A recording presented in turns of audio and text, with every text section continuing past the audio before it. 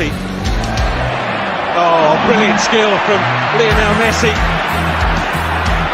Surging forward with real menace here. Brilliant from Messi. Oh, what a goal that is!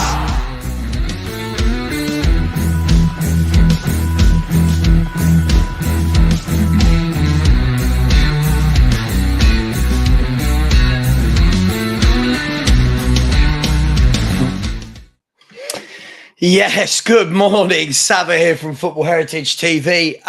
Where to start today? We will be joined shortly by Kuva99. Look, where to start today? It's been a very interesting last 15 hours or so. Just before I introduce Kuva, I just want to say, look, guys and girls, I do a YouTube channel to mainly give people content and talk about football. And the amount of abuse and death threats I've had overnight have been absolutely shocking. I woke up to 5 accounts that had been made just for me on Instagram saying that they were coming to kick my head in, that I'm a CUNT. How dare I go against Postecoglou? Now you know why.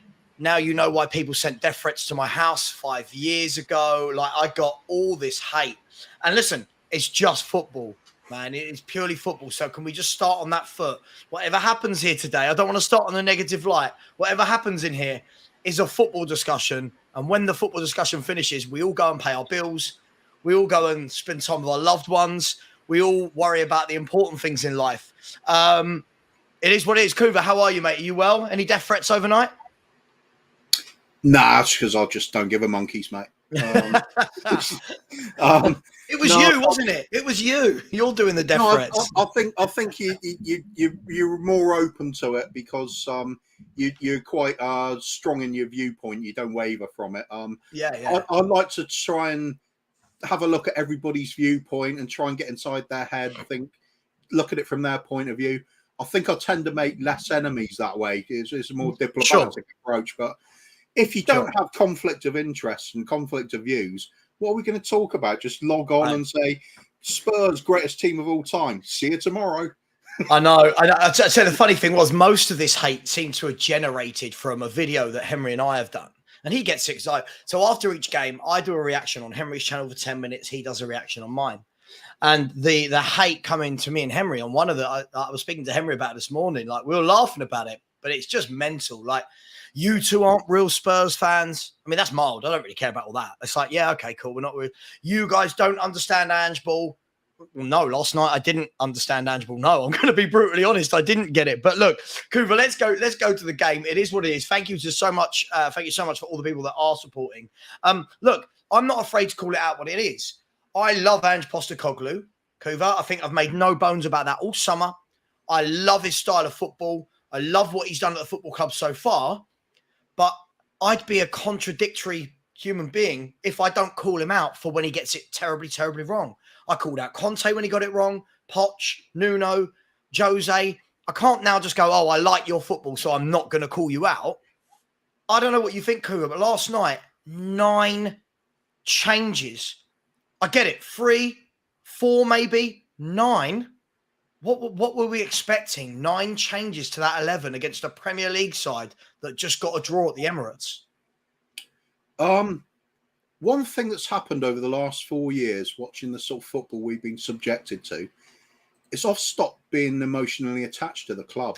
So yeah. I'm not hurt this morning. I'm kind of used to it. It's just a numbing feeling, disappointment, obviously. But there was some little interesting facts that have been circulating this morning. Postecoglou has never dropped his captain before. Right. Postecoglou has never made 9 changes before. Yep. I think somebody said most he'd done as 4 or something like that. And that's spanning back 25 years. Funny how every single manager we get does this in the Cups, isn't it? Is that just some wild coincidence? I don't think so. But 9 changes, Kuva. Like, let's be fair. When you look to last season, maybe the season before, yeah, we've made 2 or 3 changes. And obviously the big headline news most seasons is, oh, my God, there's no Harry Kane in the team, right? And everyone goes, oh, my God, where are we going to score goals from? But 9, like, yeah. 9. What's significant about this week in particular? What's significant? Oh, the transfer window closing. Is that okay? We're going to go with that theory that because the transfer window's closing. Got to go with something. Why was he breaking all these habits that he's never done before? Yeah. There's got to be something in it. There's a sense if we can't sell players, need them in the shop window. That could be part of it.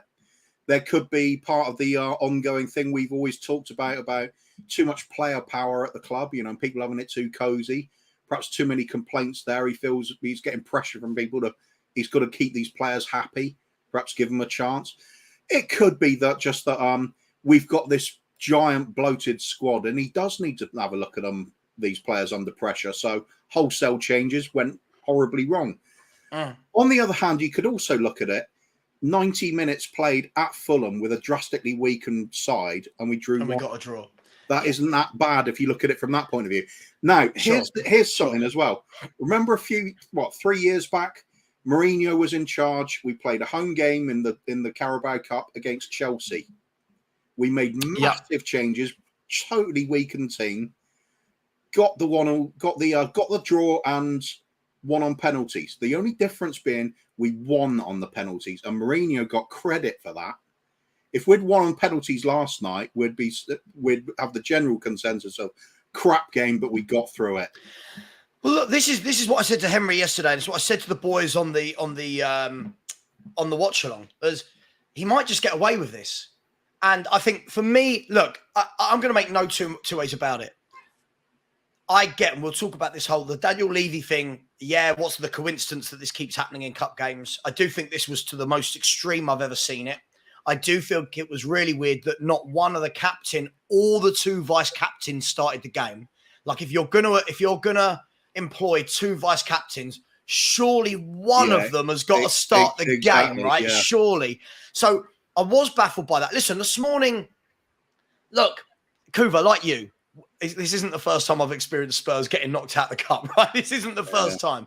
I think what I'm more hurt about, and I think why it bothers me more this year than any other year, is because of the football we've been playing. Because of how we've been, let's be fair, we rolled Man United over quite easily in the end. We rolled Bournemouth over easily. Brentford, all right. It's like you've been drowning and somebody grabs hold of your hand and starts pulling you on the boat, and then you slip and you're back in again. That's kind of the feeling. Yeah, I get that totally. Like I said, I'm utterly numb to it now.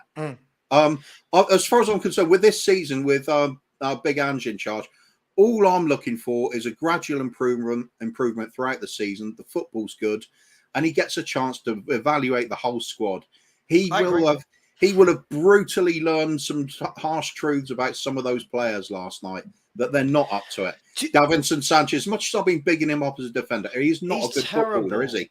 He's just not a footballer. So Kuva, so when I sit here week in, week out, and I say things like Lo Celso is not good enough, Skip, Højbjerg, not good enough, Sanchez and Royal, not good enough, and people keep saying, you're negative, this, that.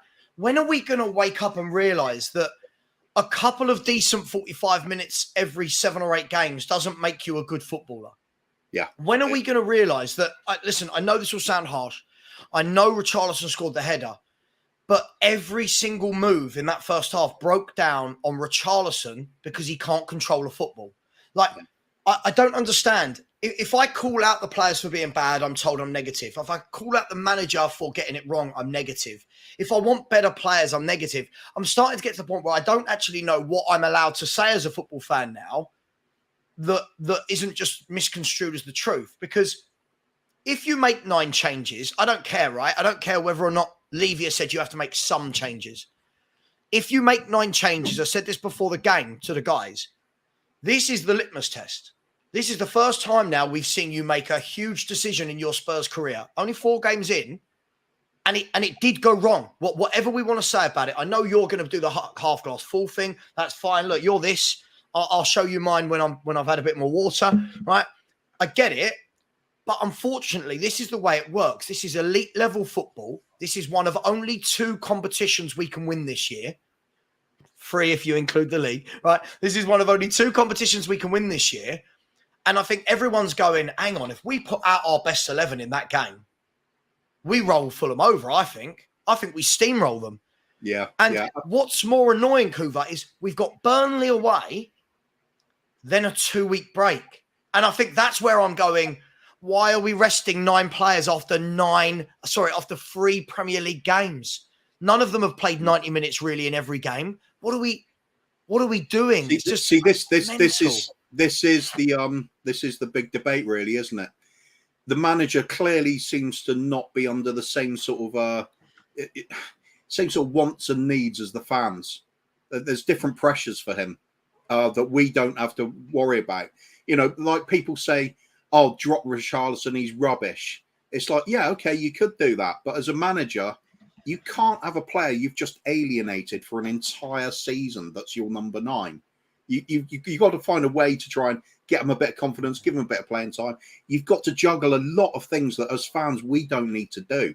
This is why the managers get paid so much. This is also why they get sacked so much. It's a difficult job. It really is. Now, can't use that as an excuse all the time. Of course, as fans, we want to see trophies. We did think this was a possibility. Yeah, of course.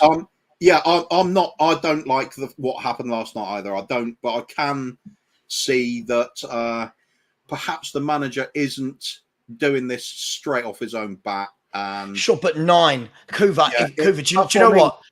Do you know what we said yesterday morning?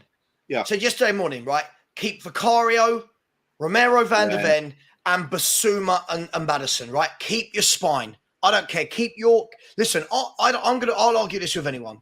Our best players at this football club, the most important right now for me are Vicario, Van der Ven, Romero, Basuma, and Maddison. Right? Sarr will eventually, I think, get into that bracket. I think that's the spine. You've got to keep that. I think yesterday, a doggy and Porro as well. I think I'd add to that. Listen, I'm just talking about a spine, right?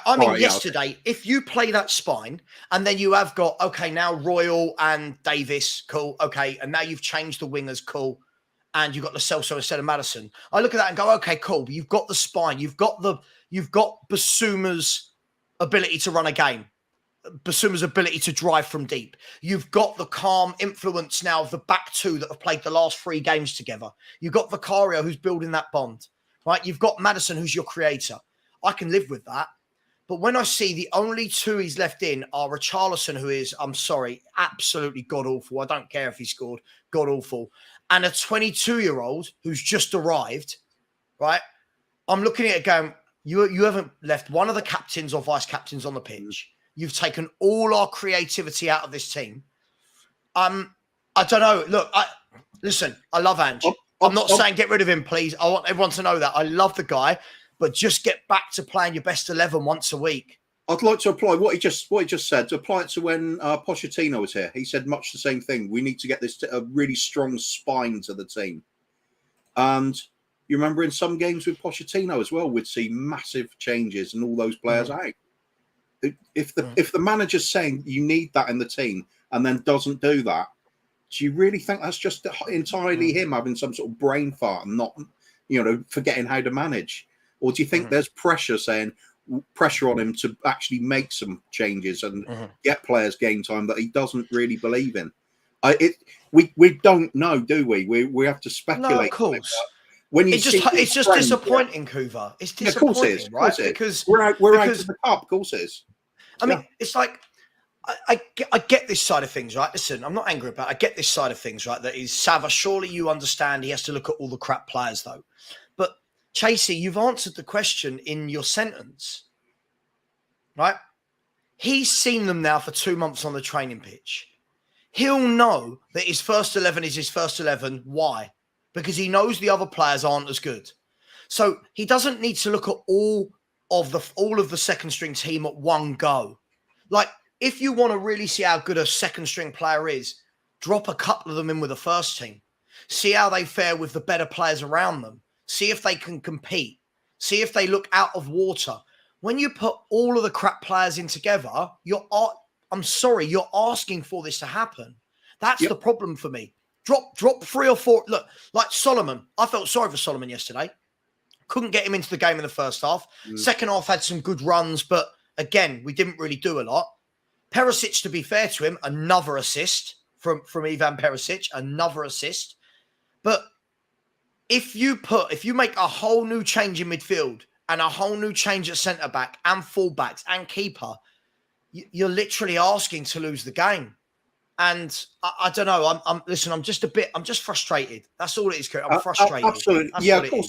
That's why fans are angry. That's why we get all the threats overnight, is because people are angry. We're out of a competition. We thought we might be able to nick it if we had a little bit of luck this season. That's gone now. Let's be angry for a few days. Fine, get that with everybody. I think the important thing will be bouncing back immediately in the league and seeing that football with a And you know the thing is, so we can do practically, but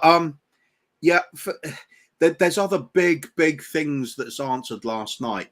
You were having these conversations over the transfers and players that you keep. Yep. Tell me, Højbjerg did anything last night to suggest he is worthwhile keeping at this club? Because I saw nothing. Right. Do you know what? And Skip, the only reason we're keeping him is because he's homegrown. That's it. Yeah. I mean, yeah, listen, do you know what? I'm not going to do this. I was going to read out some of the comments I got because they were terrible, but I'm not going to do it because I just think it would spark hate. We know this sort of thing. Yeah, you know. it's terrible. Yeah. Look, what I would say is, I think, look, okay, let's remove the fact that I don't like what he did. What that has done, I agree, is it has showed overwhelmingly that when I come out here day after day and people like you say it and other fans say it and say, I don't care if anyone other than the first 11 are sold. I don't care, Kuva. There is no one there that I look at and go, whoa, you've got to keep that player. No one. Lo Celso's been getting absolutely bigged up all summer because of a couple of 45 minutes against West Ham's B team and the Lions City Sailors, right? Well, even Ndombele, he does one fancy turn in training or something. And, oh, look, he's really trying hard this season. Yeah, manager doesn't think so, does he? And let's face it, Lo Celso, Højbjerg, Skip, they're not in that starting 11, are they? It's for reasons. Yeah, we're gonna have a bit more pain this season as well when some of these players have to come in. No doubt about it. I agree with you. I'd extend the deadwood to the front three at the moment as well. People will always hate that when I say that about Sonny. He's just not the player he was a few seasons back. There's little hints that he's getting back on track lately, but which is a good thing because it'll be great if he is. But they don't look like a great front three anymore. I mean, it's not. It's not. Just quickly, listen, can we stop this chat? I've seen a conversation going on in the chat about racism. Guys and girls, listen, somebody called Davinson Sanchez a donkey. It's got nothing to do with his race. Skip is a donkey. Sanchez is a donkey, right? Lo Celso is a donkey. There are many of these footballers that are donkeys. This is nothing to do with Tony race. Adams a donkey, didn't we? Let's not stop trying to do this wokeism thing of, oh my God, you've said a black player is an animal. I'll call the white players out for it. It's nothing to do with race. They are a donkey, right? Get over it. This has got to stop. Look, Kuva, so look, we're out the cup. We made a fist of it in the second half. I think another disappointing thing for me, look, I'll be brutally honest. It wasn't just that he picked the wrong team. It was that we got in after a shambolic first half. And I think everyone on my watch along is going, okay, right, you've had a bad first half. You've got half time now, right? You've got half time now. Go and make some subs. And I don't mean Dane Scarlett. Get in Basuma. Get in Madison. Get in Sar. Get in a doggy. Change this up. And then he puts them out second half in a 4-4-2 with Dane Scarlett up top as a young kid. And I'm thinking to myself, nothing about Scarlett. I'm not knocking Scarlett, but I'm thinking to myself, did you not just watch that first 45 minutes? Sorry. This guy's got to be blocked, right? This is not true at all. It's just getting really childish, Kuva, isn't it? Proving once again he represents a toxic element, secretly wishes the manager fails. Aren't I one of the people that wanted Postecoglou to join? Yeah. Gary, you've got to grow up, mate. Stop. This is ridiculous. It's football. If anything, I find it much more damaging people that are toxic positive. You know, the people who just say everything's great. Shouldn't it change anything about the team? Why? You make criticism about things because you want improvement. Look at this. Look at this. Just 1, 2. This it's absolutely baffling. Am I meant to come out after last night and do a reaction video with Henry and go, no, do you know what? The manager got it right. Am I really meant to do that, Kuva? Am I meant to say, yeah, no, absolutely, yeah. Manager got it. You're a bad person. Right. Hang on. Where's my soccer account? Yeah. Manager got it right. Do you know what? I don't blame him at all. Yet the players were brilliant. Yep. Don't blame any. I don't understand what's happened here. I don't understand. We've gone into this woke society now where, listen, I love Ange. I think we will beat Burnley on Saturday. Go back to your best 11. Let's call it what it is, Kuva. Ange ball, that best 11 can play it. Right? Yeah. The best 11 can play it. The second 11 can't play it. They're not good enough. Play your best 11. Play 7 of your best 11, 6 of your best 11. You can't make 9 changes. Yeah. Can't. Yeah, You just can't. It was just wrong, wasn't it? Can't get away from it. Thing is, how much are we going to dwell on it? How much do we say that's affected his entire Spurs career? And for me, move on, grit teeth, move on, because as painful as it is, I said at the beginning of the season, I'm determined to look at the bigger picture this season.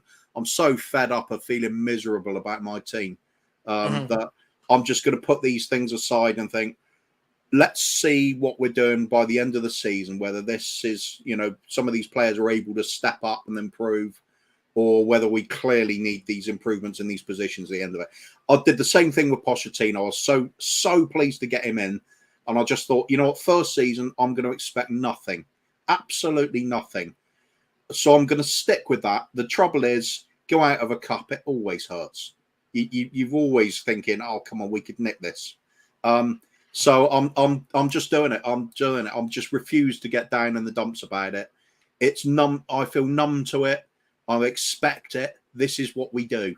I don't see why one manager comes in and the entire ethos of the whole club changes. I'd love it to, but yeah, we've still got a lot of things in place that need to be shifted. I just thought to myself, you put your best 11 out, knowing that there's a 2-week international break coming up, right? I'm thinking to myself, put your best 11 out, win in the cup game, beat Burnley, and all of a sudden you're sitting there, Kuva, with 10 points from 12 in the league and in the next round of the cup. And I think one of the other things I always talk about is optics, right? The optics were Spurs were flying. Just keep that momentum.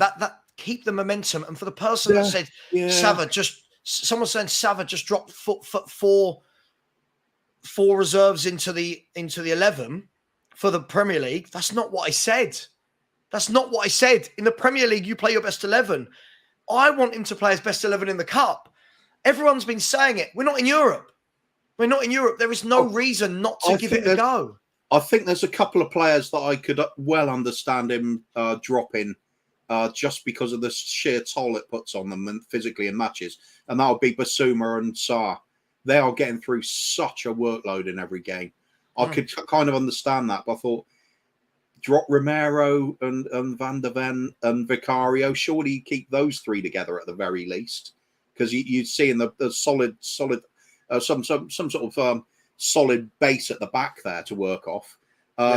Again, Maddison, he's putting quite a shift as well. I could understand that, but surely you'd start them and try and nick a goal or two. Give yourself 3 games, Kuva. Yeah, it's not like we're not mid-season, are we? We're not like the guys haven't got 20 games in their legs. Let's face it, this is a brand of football that does put an extreme workload on players. There's no doubt about it. You look at some of the substitutions in the league games. When Sarr comes off, he looks absolutely spent. Sure.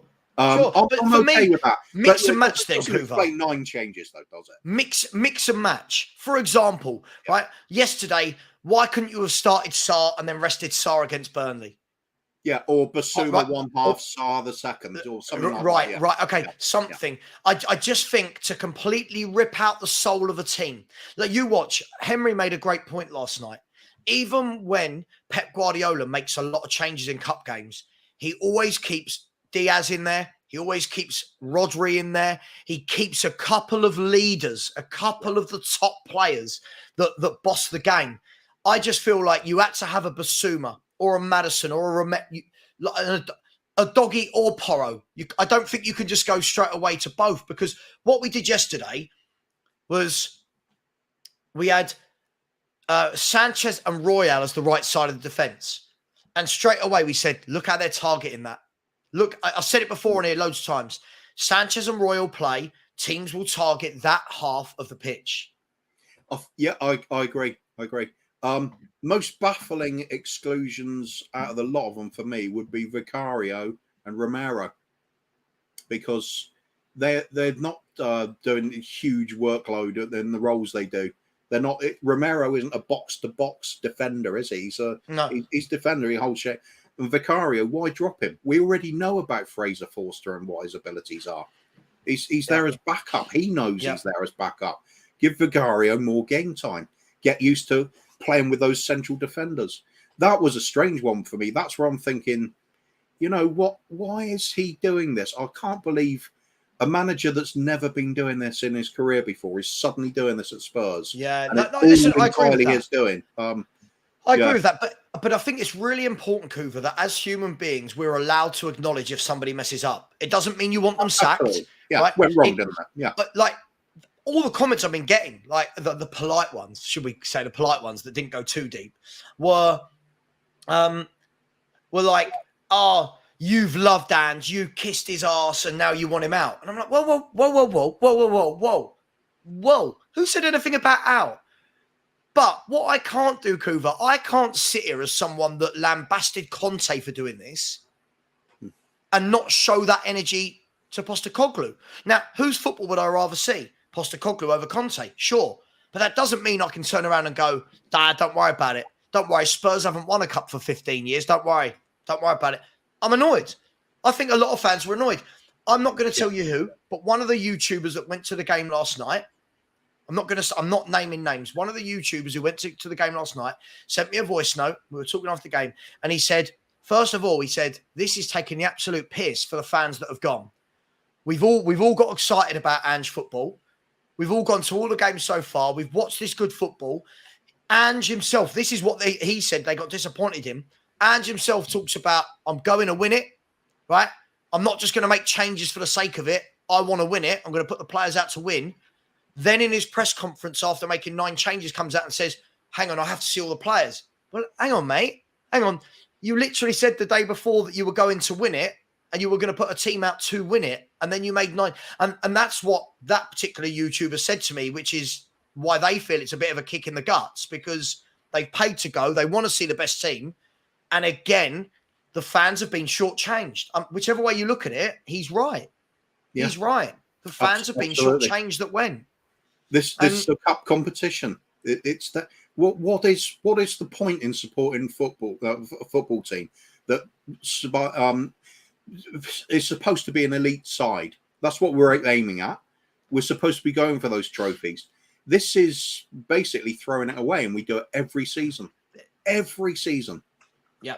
It's inbred in the club now. It's ingrained, not inbred. It's inbred if you like. Inbred the decision. Same thing. But it's we're just frustrating as hell.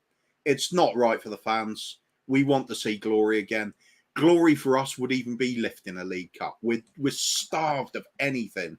And that's where the frustration comes from. This is where the anger comes from. Totally get it. But like I said, for me personally, I can just walk away from what happened last night and look at what's going ahead, because I'm really fixed on bigger picture here rather than. So do you agree then, Coover? Do you agree? And we're going to talk about Ndombele in a minute. We're going to talk about Ansu Fati. We're going to talk about Jed Spence. Do you agree? And by the way, everyone in the chat, thank you. There's a lot of really nice people. I've just put the link in the chat. If anyone would like to subscribe to show some love to defeat the trolls, that would be amazing. And keep smashing the likes. There's over 650 people in here and only 143 likes, which is really, really poor. Can we smash that like button, people? Even after everything last night, the poor performance, death threats, I'm here talking, giving you a show. So smash that like button. Please subscribe if you can. And we won't ask again for another half an hour. Coover, do you agree, though, now, every Premier League, we're playing once a week now. We've got no cup game until January. Right? We have got September, October, November, December. We've got 4 clear months of 1 game a week, right? That best 11 has to play week in, week out. There can be no excuses now for making 3 or 4 changes in a game and bringing in the weaker players. There's no Absolutely. excuse. Yeah, totally agree. Let's just say it. That's all we can do now. Hopefully, do we get transfers in at the last minute? Based on what we saw last night, it's pretty clear we desperately need them. We desperately need to get rid of some of this crap as well. I can see contracts being ripped up because we're not going to sell some of that lot. As much as I was bigging up Davinson Sanchez, a £9 million bid we had and then we rejected it, would have taken it. Would have taken it. Get him out. Take it, get the wages off the book and use a youth team player if you need to. We got some ripping it up at the moment from the academy, like Dorrington, for example. Central midfielder, we had Alfie Devine. He's gone out on loan, but we could have got rid of some of the Deadwood and given him a chance. I'd prefer to see youth players coming out, the academy players coming out last night, than half of these players we know aren't good enough already. I'd have been okay with that. If we went down, playing the youngsters and just saying, look, first team's absolutely worn out after that last league match. I've got to make some changes. I'm going to put in these ones for the future and see what they can do. I'd have been okay with that. At least then At least if Harvey White starts in midfield, if Dane Scarlett starts up front, if Ashley Phillips and Dorrington at centre half, then you turn around and go, okay, cool, we get it. We don't want this trophy. We're going to give the youngsters a game. Listen, would I be annoyed? In a way, yes, but in another way, you go, okay. But at least you can understand it, can't you? Rather than sure, yeah. But the problem is, and I know people will peddle this line, he needs to see these backup players. I think I get it, Kuva. I think where the hurt comes more than anything is Kuva, me, you, the entire fan base. We've seen these backup players for 4, 5, 6, 7 years. Some of these players, and we see them year in, year out. They're not good enough. I don't know why the manager needs to see all of them in one game at once to know they're not good enough. The fact that none of them make his 11 surely tell you that he knows that this. But look, it is what it is. So many theories you could throw it as well, isn't there? Coming up to the end of the transfer window, he might just be putting on all the fringe players and just saying, "Show me something. Show me why you should be involved in this first team squad." Yeah. And who really did that? You'd say, great delivery from Perisic. He's got his values of being in the first team squad. With Charleston, at least did put the ball away. Good. He took his chance well. Didn't do a lot the rest of the game though, did he? He's still one of those that if we're playing the right sort of way and not using him as any sort of involvement in the build-ups, he's just like to get on the end of things. Yeah, perhaps we could do something with him in the season, but nah. There's so many things we could throw out as to why. It's just, as fans, it's hard to take, isn't it? It is because I think, look, like Daniel Harris in the chat said just now, and I do need to get some super chats. Daniel Harris in the chat said just now, Kuva, said he called it a couple of days ago. Said, we're going to do something silly. You just know everything's going well. You've got your 11. We're playing great football. It's all too good. Like everyone knew we were going to Tottenham Hotspur. Right. And that was my thing. Like in my head, I remember saying to Kuva yesterday, right? I'm sorry, to Perchy yesterday. I remember saying, do you know what? Just get to the international break without doing anything silly. Just get to that international break. Tell the players, right, you're all going to play tonight. Then you've got 4 days rest. You're going to play again on Saturday, win both games. And we go into the international window oozing with confidence. Other teams are now looking at us going, Spurs are a bit of a force here. They got 10 points from 12. They're through in the cup. Wow.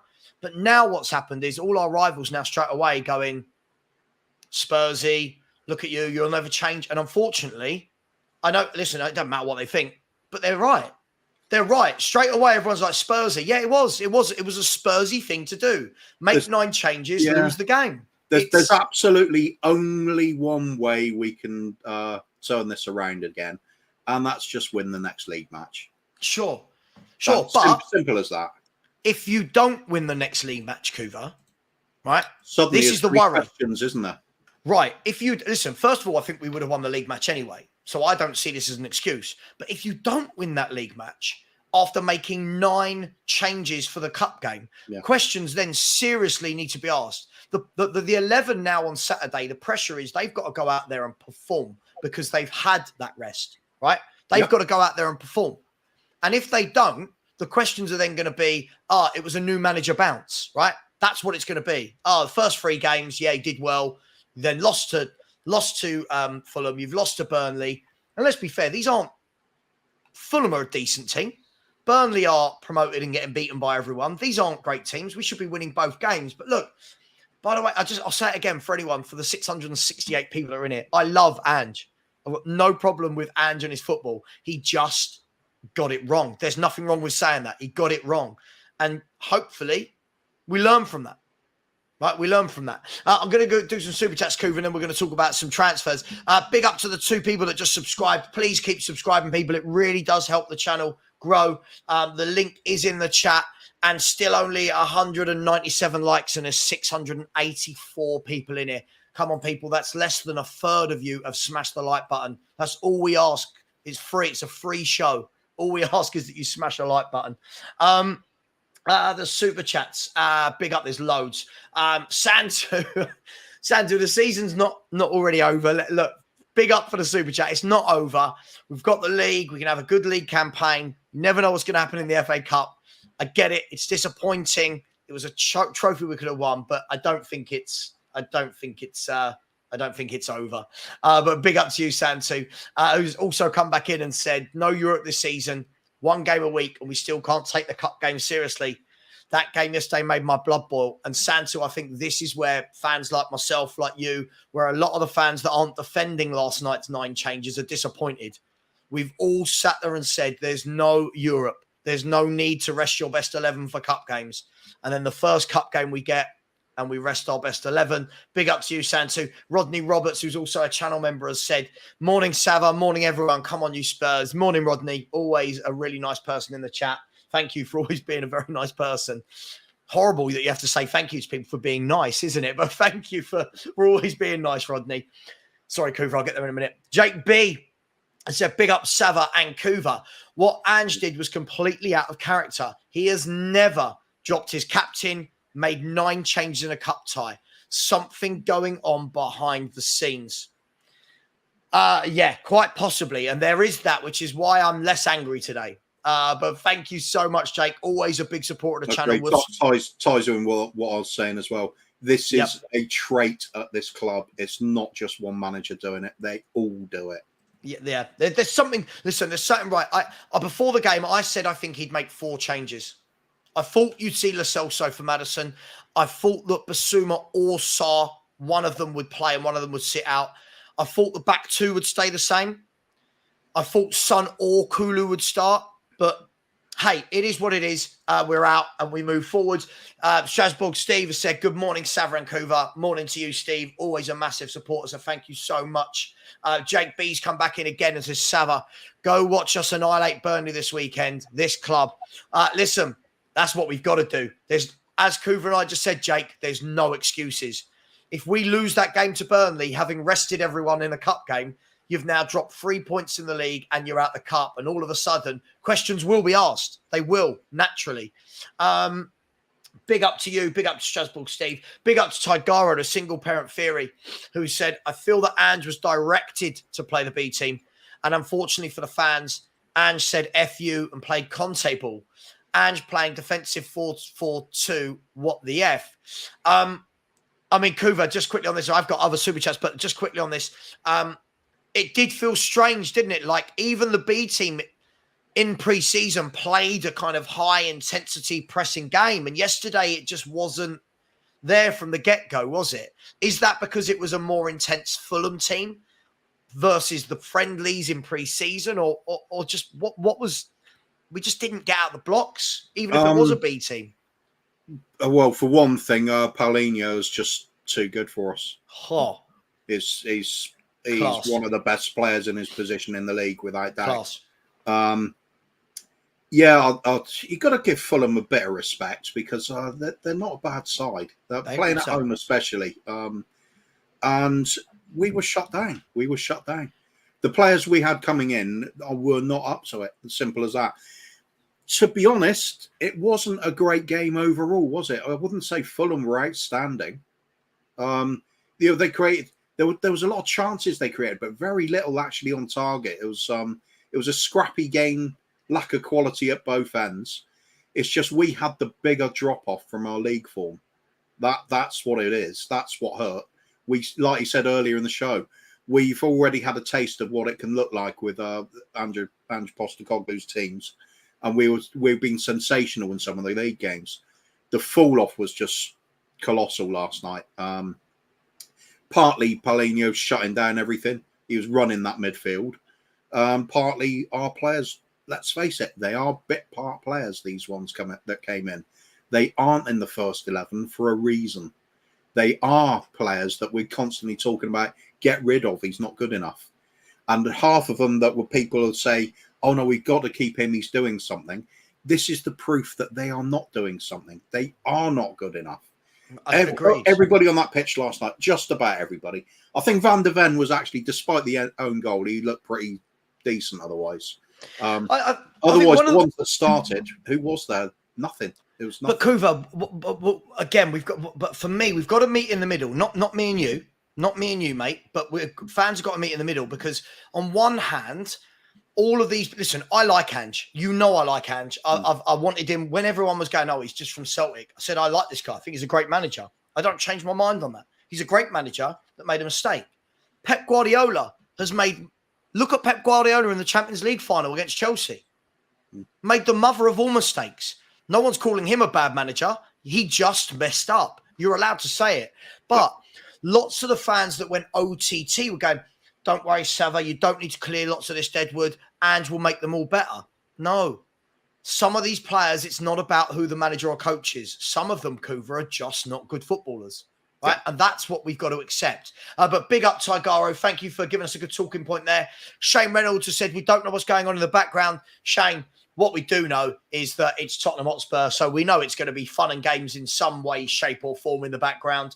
We're going to talk a bit more about... Yeah, what we can see is consistently the same traits over a number of years. Sure. That suggests it's not managers and not just players as well. Sure. No, listen, I get that, which is why... listen... As a football fan, right, I'm allowed to be annoyed in the moment. I'm allowed to be annoyed. My team's been knocked out the cup. I'm angry. Flip your desk over, trash your room, whatever it takes. Yeah. And let's be fair. Normally, Kuva, this is how you know I like this manager. Normally, you know me. I like in watch-alongs. I don't get angry. You've done watch-alongs with me. I don't get angry. I don't get when we concede that. I was angry yesterday because I like this manager, because I can see what this manager can do. If anything, it's a sign of, dude, I want you to do so well. But listen, I'm sure he will. Jake B has said, "Savva, how does Ange go from in-game management genius to amateur hour in one match?" Look, something strange. I'm not going to go too deep into this. It was strange. A lot of strange decisions. But we move on, and there is some good news about transfers. So we'll get to that in just a second. Big up to Shane. Big up to Jake. Some really generous people. The Big D. I don't even want to get into why you're called the Big D, my friend. But the Big D has become a YouTube manager. Big up to you, mate. I hope you're well. There are channel member-only shows, channel member-only conversations. There'll be one of those this afternoon. And big up to you. Thank you so much, and welcome to the Football Heritage TV family. So thank you very much. Just a harmless potato. I get the feeling this name changes every day. Has been a member for 2 months and said that performance must have convinced potential suitors to not go for these players. Well, there is that. People say play them and put them in the shop window. But surely if you're playing them all together and they look crap, doesn't it make other fan bases go and other managers go, "Oh, actually, I don't know." But hey, food for thought. Let's face it, as we said, everything that happened last night went wrong. Absolutely. And I think I've just missed a super chat. I'm so sorry. I think I've deleted one by mistake. Oh, God. I'm so sorry. I've deleted a super chat. I'm so sorry. Mark Cook has said just top 5 to go for now, Savva. Hope you're okay. Dude, I'm all right. Listen, death threats are fine. They're not going to come to my house. And if they did, then we'll deal with it, right? And little Stewie the pug will have a right little tear up into them, so don't worry about it. But thank you so much, Mark. And I do think I've missed one. If I've missed one, I think it was this. Mark Cousins who said, "Big up both of you. My Foster's has been binned." Mark, I'm waiting for Mark to get back on the Poch on the Poch bandwagon. You know it's coming. Postecoglou out, Poch in. Mark, you watch. Listen, let's talk about some transfer news. Woken up this morning to news that Tottenham have asked Barcelona for the loan signing of Ansu Fati. Now, Ansu Fati, Kuva, was one of the best young players in world football, but has had a lot of injuries and lost his way a little bit at Barcelona. Difficult times at Barcelona, of course. There's been a lot of upheaval there, a lot of players coming and going, financial irregularities, his injuries, but a very talented footballer. What do you make of that news? It's a weird one, isn't it? It's not one I saw coming, but it could suit both parties. We're struggling to sign players. He's technically excellent. Bit of flair to his game, bit of skill to his game. He needs to get some fitness back, sharpness back. He's obviously going to want to try and force his way back into Barcelona. He's not going to come to sort of rainy London and play, is he? He's going to want his life in Barcelona, surely. So it might suit him to come over here and show what he can do, showcase it. That could suit us for a season. Let's face it, that no matter what we say about players that we need to shift out, we know we're not going to be able to get rid of all of the players that Ange Postecoglou doesn't rate. And we know we're not going to be able to replace them all. So we've got to do every little bit we can at the moment to get through this season. I think that'll be all right. Thing is, he plays on the left, doesn't he? I mean, I've seen him play left. I've seen him play right. I've seen him play through the middle. I think he's a typical Barcelona graduate that, when someone's just a good footballer that they can just roam about. It's kind of what I was saying yesterday, isn't it? I'd like to see us get a player that's, a Foden type, a Grealish type. He kind of fits that. Yeah, he's that player that just, fits. Can play anywhere then. Yeah. I've seen him predominantly on the left. I must admit, whenever I've seen him, he's been on the left. But I can understand totally that he could go anywhere. Absolutely. I want to bring up his details. More excited about that than I am about Brennan Johnson, to be fair. But me too. And that's what we're going to talk about. By the way, there's 734 people in it, which is absolutely crazy for a Wednesday morning. Yeah, it is a Wednesday morning chat. Sorry. When you do this for a living, you start forgetting what day is what because it all rolls into one. There's 734 people in here right now and 241 likes. Guys and girls, come on. That is really, really poor. We've had a couple of subscribers, but there's 744 people in here. Smash that subscribe button. We should get 20 people immediately that just go, boom, smash the subscribe. It's in the chat. I've just posted it in the chat. It is linked. If anyone would be so kind to do that, that would really, really help. And as I said, it helps the channel grow. And I've got to grow to be able to keep doing this full time, or these shows disappear completely. Kuva, Ansu Fati. I'm going to bring up Ansu Fati's Wikipedia page because I think what's important to remember here is people talk about Brennan Johnson being young. This guy has just turned 20, right? This guy, sorry, I'll say he's just turned 20. This guy turned 20 in October. So this guy's about to turn 21 in a couple of months' time. All right. But what we can see here here we go. Go down to there. What you can see there is he made the Barcelona first team at the age of 16. Right. At the age of 16, he scored 7 goals in 24 games in the league and 8 in 33 in all competitions.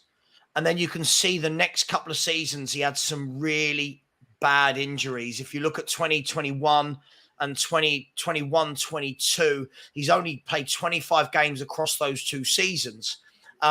Last season, he was injured at the beginning of the season, but found his way back into the team, gradually getting more and more minutes and managed to get 10 goals in 51 appearances altogether. And this season has played 3 games. So I feel like there's a reason why you would let a player go out on loan if you play for Barcelona because, injuries and better players in front of him, etc. But all in all, he made his debut at Spain for 16 as well. 9 Spain caps, 2 Spain goals. He's got, 29 goals in 112 games all in all. I just think this is the sort of signing that might excite a few people. I think this is the sort of signing that we can go, yeah, I like that. And it's a loan as well. Like, so there's no excuse in terms of, oh, he was 60 million. He was, there's no risk to it, is there? The risk is he gets injured and we send him back. Yeah, absolutely. Nothing to lose there. As I said, could be highly beneficial to all parties there. Yeah. Barcelona get their player back in better shape. He's recovering and finding his form and fitness again. And we're getting a player that can play football rather than some of these ones that technically aren't that great and don't really bring a lot to an attacking sense of a club. I think it's a good move. Get it done. Yeah, it definitely seems exciting to me. And listen, I think if you can get a player like that on loan, surely you save 50 million on Brennan Johnson and you go and strengthen what you need in a striker and a centre-back, don't you? I know that sounds too obvious, but wouldn't that be the sensible thing to do?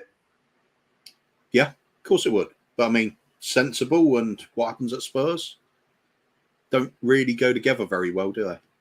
No, but it should, right? Should. Yeah. And just for anyone that wonders where that source has come from, I didn't make it up. Fabrizio Romano said 2 hours ago that he understands Tottenham are now in contact with Barca to negotiate for Ange Fati loan deal on until June 2024. Discussions about the conditions of the deal, but Barca want 100% of the salary covered. Don't know what his salary is, but let's be honest. He's 20 years of age. I'm sure we should be able to do it. Ansu also presented to Chelsea as opportunity, but no formal approach yet. So, look, I feel that I truly believe this. Let us know in the chat what you think, right? If we get him in on loan, do you then get Brennan Johnson as well at 50 million? Or do you say, hang on, we've got Ansu Fati on loan that can play that role, and you go out and get yourself a centre-back and a forward? Let us know in the chat. Because, Kuva, I'm gonna say it before we move on to Ndombele and talk a bit more about Ansu Fati. And also the news has broke since we've been live on air that Jed Spence has completed his deal to Leeds for the season-long loan. Hope that turns to permanent as well. That's a big hope. If they're not good enough, then hopefully he does really well there and they buy him. Yeah. Am I excited more about Fati because he's a bigger name? No, I'm excited because I've seen Fati and Brennan both play football. And Ansu Fati is a very talented boy, which is more than just pure pace. So, no. Listen, I watch Barcelona religiously, so this is the wrong club for you to try and attack me at. I don't care about the big name. I want a good player. Hang on. Kuva, can you talk about it for 1 second while I get my Amazon delivery? Yeah, absolutely. You're just mad in that house for Amazon. Yeah, I agree what Savva's saying. I would prefer to see players that are technically excellent with a bit of vision, know how to play a passing game, rather than just get a speed merchant in that it's got a few figures that are impressed. And Brennan's, he's hit a few goals in, but he isn't technically that great. His first touch is not that brilliant. He's lacking compared to some of the players. I said the other day, I think we're desperately lacking that Grealish type player, the Mahrez or even a Phil Foden, somebody like that can just be in and around the box, affect play. They don't need to be the fastest player on earth.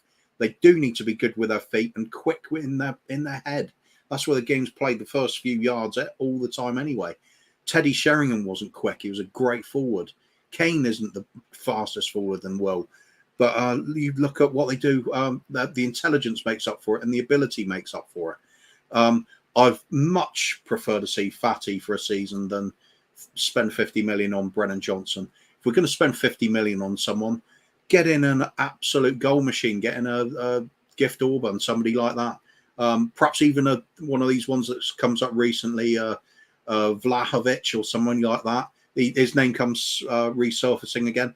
Good player. He's got a good presence in the box as well. He might fit in very well, and we're more likely to get him now than we were when we were linked with him to start with. I don't think we want to keep going down this route of buying players that have got a certain attribute that looks good on paper, but when you actually come down to it, they're not great footballers. I can't stand players like Emerson Royale, Højbjerg, Skip. They're just done it. They don't bring anything for me. Work rate, speed don't mean anything if you can't play football. I'd prefer to see Fatty in for a season. It would solve a problem for us. We do seem to be struggling to sign these sort of players and shifting players out. Somebody on loan, I've got no problem with that for a year. Just gives a bit of a lift to the team as well. When you got options, when Maddison perhaps isn't fit, you've got somebody like this who can step in, offer a little bit of skill, a little bit of magic, bit of creativity. He does chip in with goals. People saying he hasn't got a good goal scoring record, but I think he's doing pretty well, even for the national teams. A couple of goals in 9 appearances. That's not bad. He's not the centre forward, is he? He's one of these players that chips in, and he's quality. He's quality. Same reason. Although I big up Richarlison and try and hope he does well. We had this conversation at the time when Arsenal got Jesus and we got Richarlison. I thought they got the one we should have had. It just a better footballer fits in with those around him.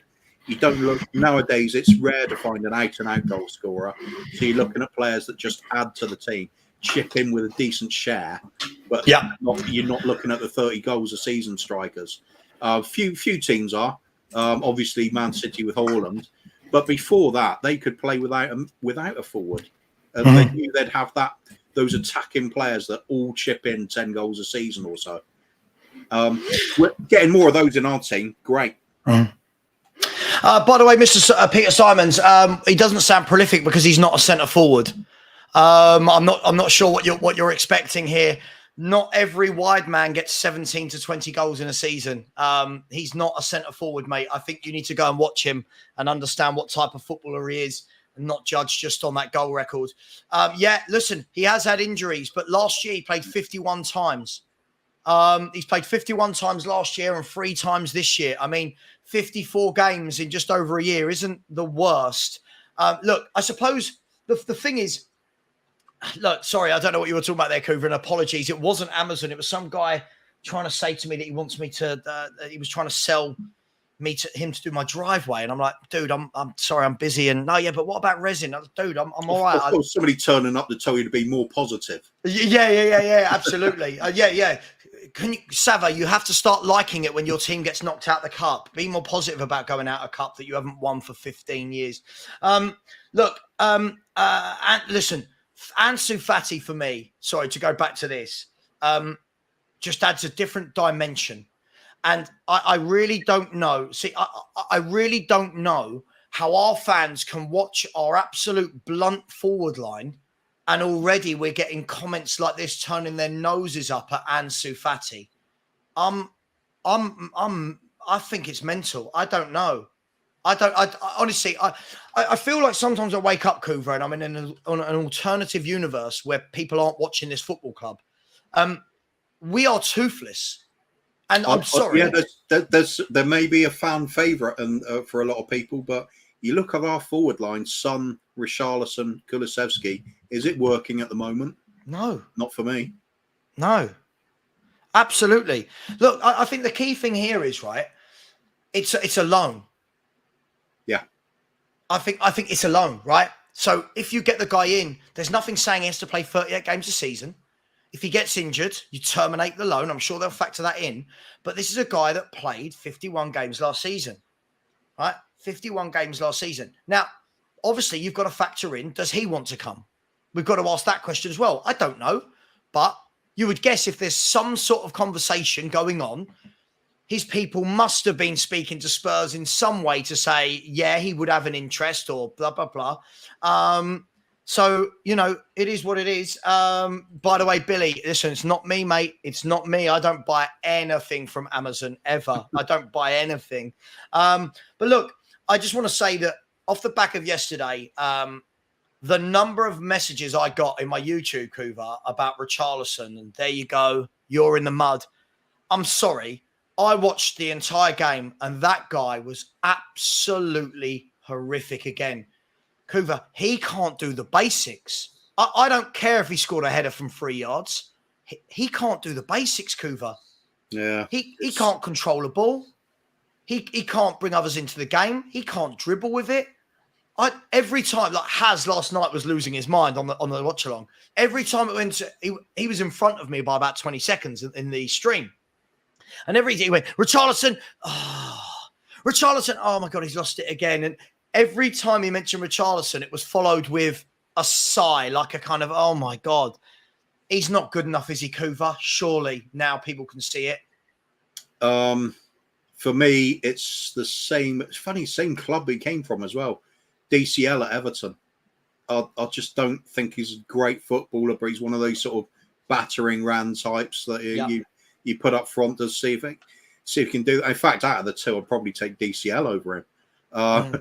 They're just not good footballers. I don't like seeing this at the club. I think, always been a believer in just get 11 excellent technical footballers in that can pass the ball. If you can do that and get them playing well, you literally just go and pass it into the net. You don't need to have somebody that's a specialist at anything in particular. Just be a good footballer. We're lacking that in a lot of positions. You see it with Sanchez when he's on the ball. Højbjerg's limited. Skip's even more limited. Emerson Royale, Jesus Christ, fan favourite for a lot of people. But I think he's a dreadful footballer. Why do fans, like, I get it, right? Like, listen, I like to think of myself, and it probably sounds stupid here, I like to think of myself as a football purist. When I watch a footballer, the first things I look at and go, are you good on the ball? Yeah? Yeah. All right, work great, you run around a lot, cool, right? I can go and watch that for people in the park. Right? On a Sunday league game, I can go and watch people run around. I'm talking the elite level of football. What's your touch like? What's your control like? How do you bring others into the game? What are your feet in tight situations, i.e. James Maddison? In tight situations can wriggle his way out because he's got brilliant technique in his feet. We seem to have this growing fan base of people that love these really poor players that turn out to be cult figures for doing nothing. Richarlison is one. Emerson Royale is another. Sanchez, Højbjerg, these players who are not good enough, but we constantly go, yeah, he's a good player. What are you talking about? Well, are they really? Do you know what tap into? Exactly. Go back further. Sissoko before that. Oh, mate, remember Stefan Freund? Shocking. Stefan Freund? What a limited footballer that was, but he's a cult hero. It's it's amazing. The low level at which a lot of fans will settle for one players is, I just don't get it. I don't get it. I can understand it more when it's a homegrown player, who's come up through the ranks, local lad, and a lot of the people going locally to the game, that of course are going to take to them. There's a nice feeling of he's one of our own. There really is. I do like to see it. But, do you want to win things, or do you want to go with sentiment? You've got to be harsh. That's all there is to it. And a lot of these players just aren't good enough. They're just not good footballers. Absolutely. By the way, what else isn't good enough? There's 715 people and still only 293 likes. Guys, this is a free show. All I ask is that people like the show to help the algorithm on YouTube. That's all I'm asking for. It's free. You're getting 2 hours, an hour and a half, whatever, entertainment, football debate. You're not having to pay a thing. And all I ask is that you smash the like button. Thank you for the 3 people that have subscribed.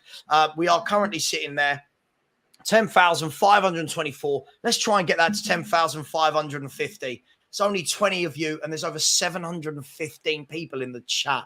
So the link is in there. Big up Sue Smith as well. Just said something that's absolutely right. He just said, it's hard to admit your players are just not good enough. It is. Of course. It is. But you know what?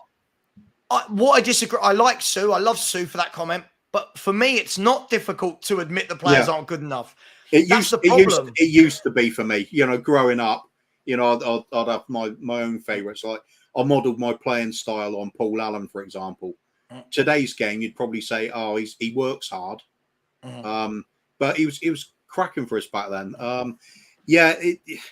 Even back then, you'd looking up. I was bigging up players like Mitchell Thomas. He wasn't all that, but we had him at the time. Dean Austin and Justin Edinburgh, were they best fullbacks in the league? No, of course not. But you backed them at the time. As I've got older, I just thought, what's really going to make a difference here? You can't just keep backing players because they're wearing the shirt.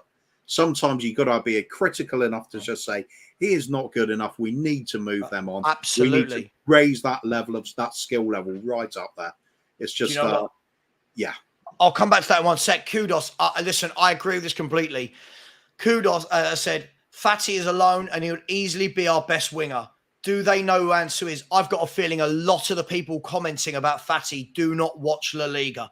This boy is a serious footballer, right? Yeah. I can only imagine that all the people sitting here going, oh, it's a risk. It's that.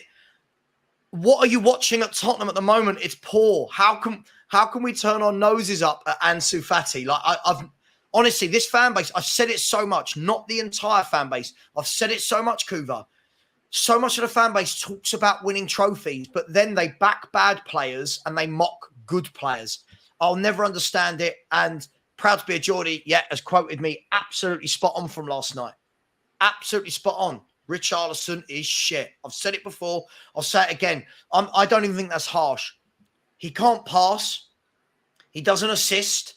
He hasn't got good footwork. He can't control a ball. His dribbling's crap. He's not got a good attitude. What is it that some of you are seeing in Richarlison that I'm not seeing? He's one of the worst I've seen. Some of the most obvious things as well. He can't be a target man, and he's not clinical when it comes to finishing. So what is there? There's an attitude. He chases around a lot. It's who was that player? He was at Southampton for a while. One that was a speed merchant. He used to just run his socks off every game and scored about 1 goal every 3 seasons. Is that Shane Long? That's him. Yeah, similarities there, isn't there? It's got one attribute and it's not enough. Mm-hmm. Listen, do you know what? The thing is, well, when people say, oh, it's only been 4 games and he scored last night. Listen, I'm not being funny. I would expect... Listen, okay, let's put it into perspective. Last night, Mateta of Crystal Palace scored a hat-trick. Right? Are we now suddenly saying Mateta's a great striker because he scored a hat-trick in a League Cup game? No. Right? You can't... The all-round game... I'll be honest, even when Sonny and Kulu came on yesterday, again, Sonny for me, Kuva, I'm going to have this horrible conversation that people won't want to have. There was that one occasion he got free yesterday and you're thinking, just wrap it around the keeper. He hesitates, he stops, and it's like, that's not Sonny. He's not the same player anymore. I don't care what anyone says. This guy is not the player that people think he was. He's gone. Yeah. For me, he's now an okay footballer. I don't know. What do you make of it? Yeah, with Sonny, it's really painful, isn't it? Because when he was flying and the goals flowing in, there was no greater scene, was there, than he's just scored a goal, big smile on his face. There was a really feel good element to that, and it's just gone, hasn't it? He's struggling to get the ball in the net, and that's it at the end of the day. With a player like Sonny, he's got to be putting the ball in. Richarlison, even more than Sonny, needs to do that because he's literally only got that as his skill set, put the ball in that. I think if you can get Sonny in and around the box regularly enough and just give him the confidence to let fly, they'll start going in eventually.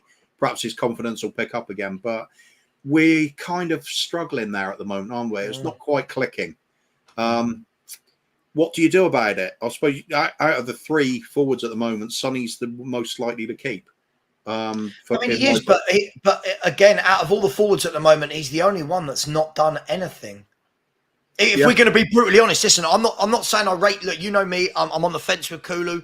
I don't like Richarlison, but of our forwards. Yeah, and bearing in mind, Solomon's played about 35 minutes of Premier League football so far, or even less than that. Sonny's the only one without a goal or an assist. Perisic has been involved in 3 of our last 4 goals. Yeah. Right? Sonny's not been involved in a single goal. Yeah. From what I can remember, I don't know if anyone. Maybe I'm wrong. I can't think of a goal Sonny's been involved in. Kulu been involved in a couple of goals. Not that I think he's brilliant. Yeah, I don't know. Harsh facts. After a while, you've got to start looking at the basics. if you're there as a forward, you've got to be chipping in with something, haven't you? Sure. And it's not happening so far. Maybe a little bit early to say, it's definitely not happening this season. But trouble is, it wasn't happening last season either, was it? It was a struggle. I just don't see it at the moment. We've got some problems. We do need a little bit of extra, and I think Fatty would help. Like I said, even though I know we desperately do need another centre back as well, I would still prefer us to get a striker like Gift Orban in. Somebody sure. Natural, on fire, just smacking the ball in the net for fun. Doesn't matter where he goes. You know he knows that he's going to find the net. It might be more of a struggle for him in the Premiership than it is elsewhere. Of course, it's a higher standard, but it's a natural thing. Those goal scorers are just gold dust at the moment. It's almost a dying breed lately, with the likes of Hall and Lewandowski being the exceptions. Most players now becoming a team game. It's much more involved in build-ups, and it's an all-round goals spread over a team. Arsenal being probably the biggest advocates of that at the moment, outside of what Man City used to do. But no surprise there, their manager came from Man City. Just quickly, Will, I think this is really harsh. Are we understanding now why Solomon hasn't featured more than 3 minutes in the league after last night? Poor on the left and the right. I mean, he's literally had one start in a League Cup game. I'll chuck it back to you. What have the other forwards done so far in the games that's better? What have they done? It's easy to have a dig at Solomon, but this guy's played hardly any minutes. I thought he made a couple of good runs yesterday where he sived through a few players, laid the ball off nicely. I don't think we could get him in the game, but listen, I'm going to call it for what it was. Son was crap yesterday. Son's been crap so far this season. Couple of good halves where he's linked up play. But again, Son is no goal threat. Kulu, for me, isn't a goal threat. Richie isn't a goal threat. Solomon, not a goal. I don't think any of them are goal threats. Perisic isn't a goal threat. I think you're spot on there. That's ultimately that's the way you look at it. It's all of them. There's nobody. It's all of them. This isn't about Solomon. This isn't about Son. This isn't about Perisic. All of them. I don't see any of them as a goal threat anymore. Perisic for me looks like he can create. Right? That's what I'll say. From the 4 games we've seen so far, Perisic has been involved in the most goals because he can cross the football. Right? Do I think the rest of his game is brilliant? Kuva, no, I don't. Right? Do I think Perisic is a goal threat? No. But at least that guy gets the ball on the left and puts in some lovely crosses. Right? The rest of them, I don't think there's a goal threat there. I'm baffled. Like, honestly, no, it's gone, hasn't it? A couple of seasons back, Son and Kulusevski would have been, first names on the sheet without doubt. They're flying, but that's gone. That's not happening now. I agree. They're both struggling. Richarlison clearly not up to the task. I think the difference with them is I think Richarlison's just a poor player. I'm not expecting anything from Richarlison, right? What I see from him, I expect. Kulu frustrates me because he's talented, but I think does the safe thing every time. I think he's a safe footballer. He's not exciting. He doesn't ever do that thing out of the ordinary. You know what you're going to get. Son, the frustration is we've seen Son be good. That's the frustration. But now I think we're slowly starting to see over the last 18 months, he's not the guy he was. And I know people don't want to let that go. Like loads of people in the chat right now having a pop at me about Son. That's fine. Have a pop at me about Son. But then there's another 50% of the people also saying, he's not what he was. And at what point do you say, right, you're now 4 games in, not 1 goal, not 1 assist. Richarlison's got 1 header, but he is awful. Solomon's played Solomon's played what? Last night and about 4 minutes of league football, right?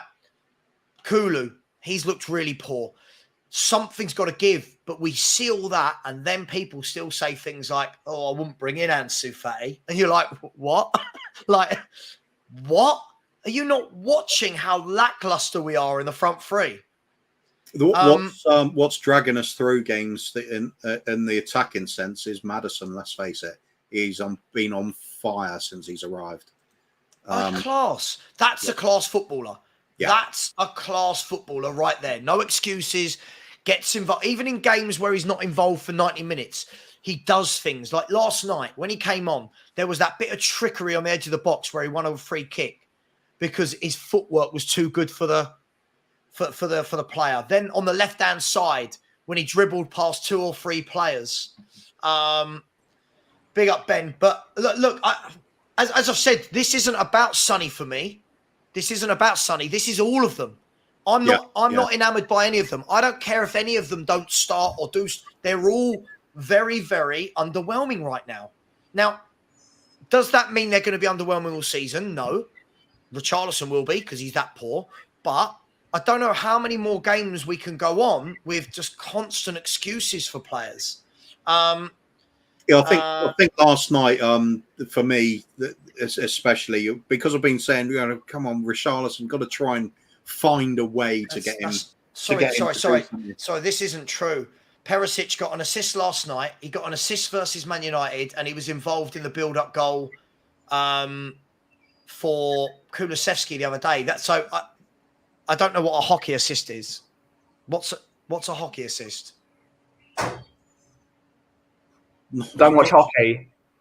I don't know what that means. Sorry, Will, can you explain to us what that means? I don't know. I'm not knocking. I don't know what a hockey assist is. Is it the assist to the assist? Is that what we're saying? So it's in the build-up play. Could be. Okay. So Perisic crossed last night for Richie. Yeah. Yeah, Perisic. Yeah. Right. Perisic put the ball in for Ben Davies, stroked the own goal from Martinez. And Perisic played the ball through to the doggy, who then beat a man and whipped the ball in. So, look, for me, again, this is the thing. I'm not making this Sonny versus everyone else. I'm lumping them all into this. Yeah, I'm lumping them all into this. It's not Son and Kulusevski in particular. There is things they're doing in the game that's working well for the team. Like I said, if you're going to do the assist, fine. If you're going to work hard and cover the ball like Kulusevski's been doing, fine. But if you are in that front three, there is a point where you do need to come up with goals and assists. You need to be directly involved in it. All of them. We need that. All of them. They're just not doing it. None of them. There's nobody consistently there. But again, you're not allowed to say anything. Look, you're not allowed to say anything. It's super harsh on Sonny. Listen, I'll kind of come to the as much as I've been bigging up Richarlison, thinking find a way to just get him in there, just get that ball into him in the 6-yard box, and he'll score. At least he could do that. I'm now swaying towards he just can't do it. Perhaps it is time to just play Son through the middle, see if he can. I want Son through the middle. Yeah. I don't think he's effective on the left. I've said it. The best I've seen him this season is when he's gone both those 2 league games into the forward area when Richarlison has come off. I thought that is where he's looked better. On the left, same. But hang on, this sounds like I'm talking about Son. I've said this, how many times said this about Kulu? He's not impressed me on the right either. This is the whole forward line. It doesn't impress me at all. It doesn't impress me. This is not true. This is not true. Ivan Perisic has 0 goal contributing actions in the league. Oh, in the league, has he? I don't know. Didn't he get the assist? He got the assist for Man United. No, it was Udogie. Perisic put that amazing ball into Udogie, and then Udogie crossed it in, I believe it was. And Kulu, yeah. And then Perisic crossed the ball for the goal against Man United. Yeah. So he has been involved. He has. I don't know why we have to slant. We cannot complain about Perisic. Perisic has been decent when he's come on this year. He's not set the world alight, but he's done what he done. He got the assist last night as well. Perisic gets no blame. No blame. Yes, he cannot defend. He doesn't get any blame. There are far more players that we need to be blaming for last night's performance than Ivan Perisic. Listen, I don't even want Perisic. I openly said yesterday I would let Perisic go if a club came in for him. This isn't me going, oh my God, Perisic is great. But we can't just say he hasn't had assists. He's had 2 so far. 1 in the League Cup, one in the league. And if we're going to do this assist to the assist, which I don't really, it's not really a thing for me. I build up play. That's cool. Assists are a thing, but they're not sure. They're not. But look, we can't listen. I listen. All I'm saying is I'm disappointed with all of them. Yeah. I'm not giving any of them a free pass. I don't know how this is becoming a thing about. This isn't true. This isn't true. I'm sorry. This is madness. This is absolutely madness. We all watched the Man United game where Perisic crossed for the goal. Am I making that up? Yeah. hang on. I've got for my own sanity. I've got to check because I'm pretty sure Ivan Perisic crossed the ball that went in off of either Ben Davis or Martinez. Listen, I don't even care. He gave Davis the ball for him to be able to shoot, which ended up in an own goal. That's a massive. He crossed the ball. If he doesn't cross the ball into Ben Davis, that goal does not happen. So yes, Perisic was directly involved with that goal. Involved in the goal. Moot point. Anyway, as you said. I think they've all been bad, Kuva. I'm not saying one's been better than the other. I think they've all been bad. The point stands that as a collective, that none of them are doing what we need from them in the long run. They've got to just start getting the ball in the net. That's it. Plain and simple. Absolutely. This is the thing. I don't care whether it's Solomon, Perisic, Kulu, Richarlison, Sonny. None of them, for me, are doing what they're meant to be doing in a game. Right? That's it. I feel we need two more forwards. I think we need to bring two players in. I would put Sonny through the middle if we're not going to buy a centre forward. I would put Sonny through the middle. I would get two new wide players in, whether one of them is Ansu Fati, whether one of them is, I don't care at this stage. I don't even want Brennan Johnson. If it's Brennan Johnson, I just think we've got to do something different. We've got to do something different because it just looks a little bit lackluster for me. Yeah, Ben. Yeah, of course you can. Yeah, that's absolutely fine. Listen, I've said it for years. I want to see fresh. I want to see new ideas. We've seen Kane for years. We've seen some for years. Perisic is 34. Kulu's underwhelming. Richarlison's crap. I want to see fresh, hungry ideas. That's all I want. Yeah. And if that makes me a bad fan, I'll take it on the chin. It makes me a bad fan. But I just want to see some excitement in our forward line. That's all. That's all I want to see. I mean, I hate being proven right, but I was one of the people that's been saying you cannot play football with a lot of these players. And I got a lot of pelters for saying these guys cannot play football. And we've seen those players that could not play football in a Conte system last year still cannot play football. Højbjerg, Davis, Skip, Sanchez. Royal. Barry. Royal. Absolutely shocking player. Those five players. He was shocking last night. Yeah, I agree with you. Are shocking every night. Any team. Those are the engine of any team. And before we get those players, I'm not even saying getting Emerson out. I mean, Emerson doesn't offend me as a footballer, but Davis needs to go. Højbjerg needs to go. Yeah. Needs to go. Ben, right, Ben. What I'll say is, first of all, I make an apology for saying that Son should be dropped. We saw last night, right, that those players, and this is on Ange. I'm sorry, I'm not buying into this. Daniel Levy told him to make 9 changes nonsense last night. I'm sorry, I can't buy into this. Ange, if he lives by the sword, he has to die by the sword. And he got it wrong last night, okay? But you say that, Barry. Ange Postecoglou has never made more than 4 changes. Yeah, but come on, why in a game, and suddenly he comes to Tottenham and he makes 9. We can't look at this as a narrative. You cannot sit there. I'm sorry, I cannot believe, and you can't. I know I'm not saying it's true either, Barry. I know. But to die on this hill. To die on this hill that Levy told him to make 9 changes to put them all in the shop window. Well, they're going in the charity shop window because they're not going in any other shop window after last night's performance. But on to Son, right? Son has to be down the middle. Amazon again. Yeah. Son has to be down the mirror, right? Okay. Down the middle, not the mirror. Son has to be down the middle. Kulusevski showed that whoever was coming in was ineffective, and Kulu hasn't been the Kulu that we first signed, right? And another on the left, so a Solomon or whoever. But there cannot be, and I know all the people that are going to be sat there. Look, I can change my opinion. You can call me a flip-flop, but I'm not listening to this. Son needs to be dropped. Kulu needs to be dropped. The only person that needs to be dropped is Richarlison, and he just should never play up forward. Richarlison, Son is not effective on that left-hand side, or he's less effective on that left-hand side. So if we're not going to sign a striker, Son has to go through the middle, because we saw when he came on yesterday, him, Maddison, and Kulusevski scored nearly. If you're looking at the overall score rating for the game, they got more than anyone else on that pitch, and that's embarrassing for them to come on and do it.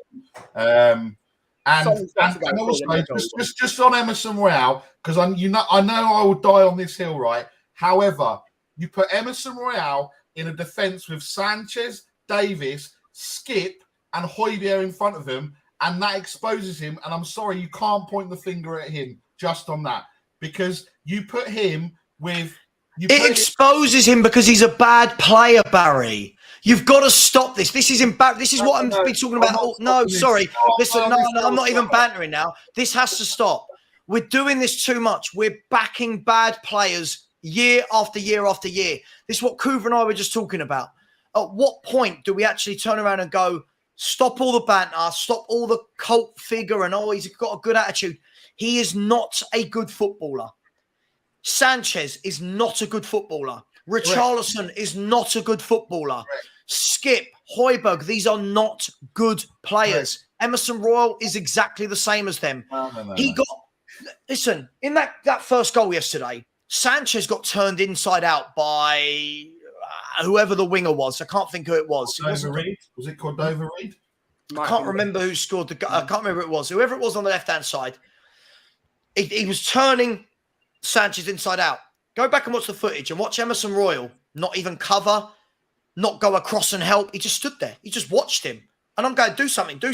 I'm not blaming Royal. Only Sanchez is shocking. But Emerson Royal, I'm sorry, this is not a good footballer. And if we want to move forward as a football club, I've said it before, I'll say it again. We have to stop praising these bad players. We have to stop giving them contracts. We have to stop buying bad footballers. He is not a good footballer. I'm sorry. I'll argue that with anyone. I don't know what his traits are. I don't know what he's good at. Like Richarlison. Sorry, I'm so frustrated with we keep liking bad players. I don't know what to think about bloody Richarlison. He's shocking. He's so bad. Just poor. I don't understand why. Like, I love seeing, like, when I first saw Sonny play this season through the middle, I thought he's actually really good there because he's brilliant on he's great with both feet. He knows how to make a pass, and he's still got an explosive bit of pace, which is everything Richarlison doesn't have. So if we're going to be playing this sort of system, you've got to be playing Sonny through the middle. And as he is also the captain, it makes sense for him to be closer to the middle of the pitch anyway. So it's better for everyone. It's madness. You are taking away some aerial ability if you put somebody through the middle, but I mean, you just have to find a way around that. Teams have done it before in the past. Used to be a trait for teams to go out with two fast, small forwards. Always found a way of playing. It's one thing Savva and I have always agreed on. You want to play great football. You want to play really stylish attacking football, technically good. You get technically good players who can pass a ball and have a bit of intelligence. Something Emerson Royal doesn't tick any of those boxes. Whoa. You're saying he does?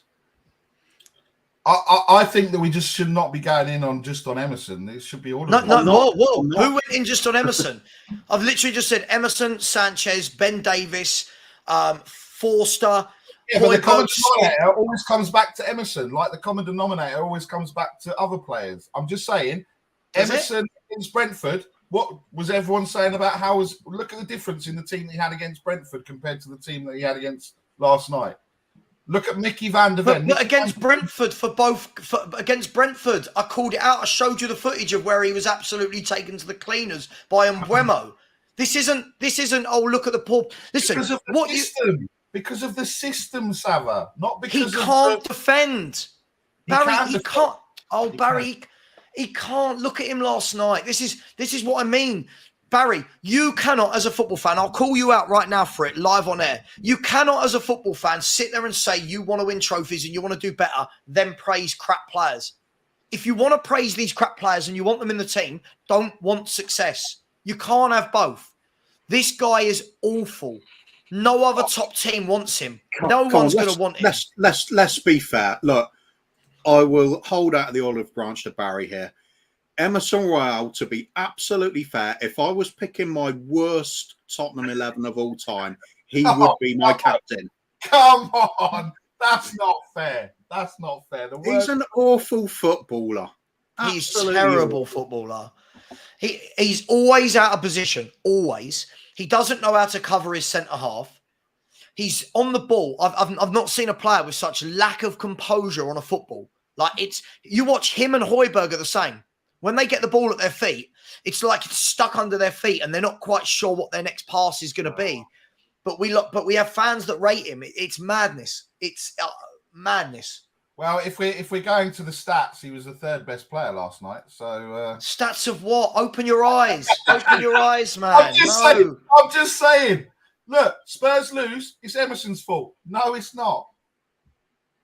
That's all I'm saying, because it's the easiest way. Oh, go back to this game, go back to that game, go back to this game, go back to that game. We do it all the time.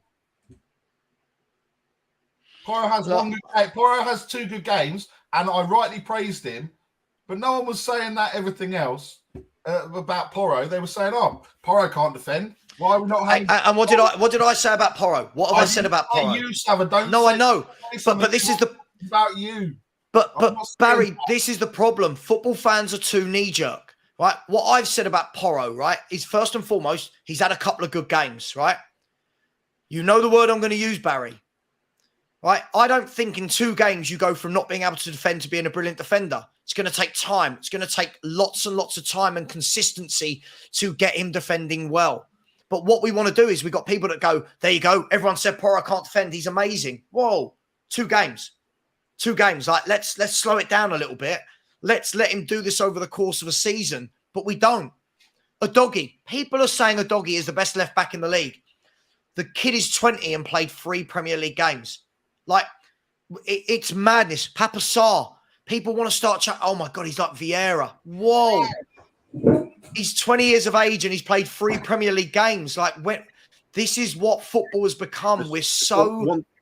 One thing I've consistently said as well, you can teach Porro to be a better defender. You cannot teach Emerson Royal to be a good footballer. I will die on this hill. So you will. I respect your opinion, but I'm not having it. I'm sorry. Your corpse is sliding off the hill already, mate. Did you not see Ben Davies last night? Ben Davies is crap as well. But Ben Davies is crap. We've known that for years. You can't. The thing is, Barry, what you're doing, because you know Royal's crap, what you're now doing is trying to look at other crap players to defend that Royal isn't crap. He's as crap as them.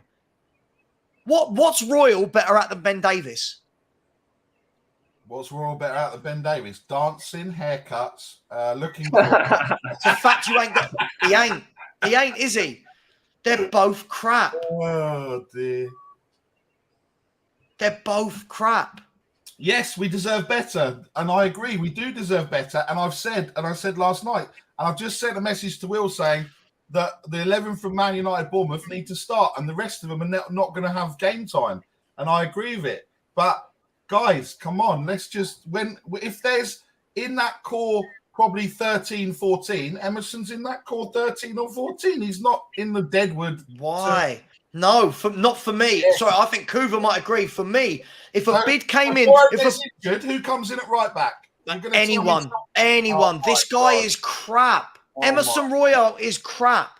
If you are one of the core 13 or 14 in a game like last night when you are rotated into the team, he should stand out above the rest. And he didn't. He was crap. Again, I don't know how many. This is what I keep saying. When I say, and I always get in trouble for this, some of our fan base, we have what we deserve because we like bad players. People will have a go at Levy at the end of the window. Oh, you didn't buy this, you didn't buy that. Whilst praising Emerson Royal. It's madness. Either want better players or don't. You can't praise Emerson Royal. He is crap. Always been crap. Always will be crap. Sorry, I'm just saying he's crap. He's one of the. I've seen much better right backs at Tottenham Hotspur than Emerson Royal. Much better. Average ones as well. I've seen much worse as well. Who? Much worse. There we go. Much worse. Go. No, I'm just saying. It's an opinion. No, go on. Go on. No. I'm not. No, much worse. Much worse. Come on. Timothy Atuba. Who was the left back? Well, I'm just Great flips though. Google, help me.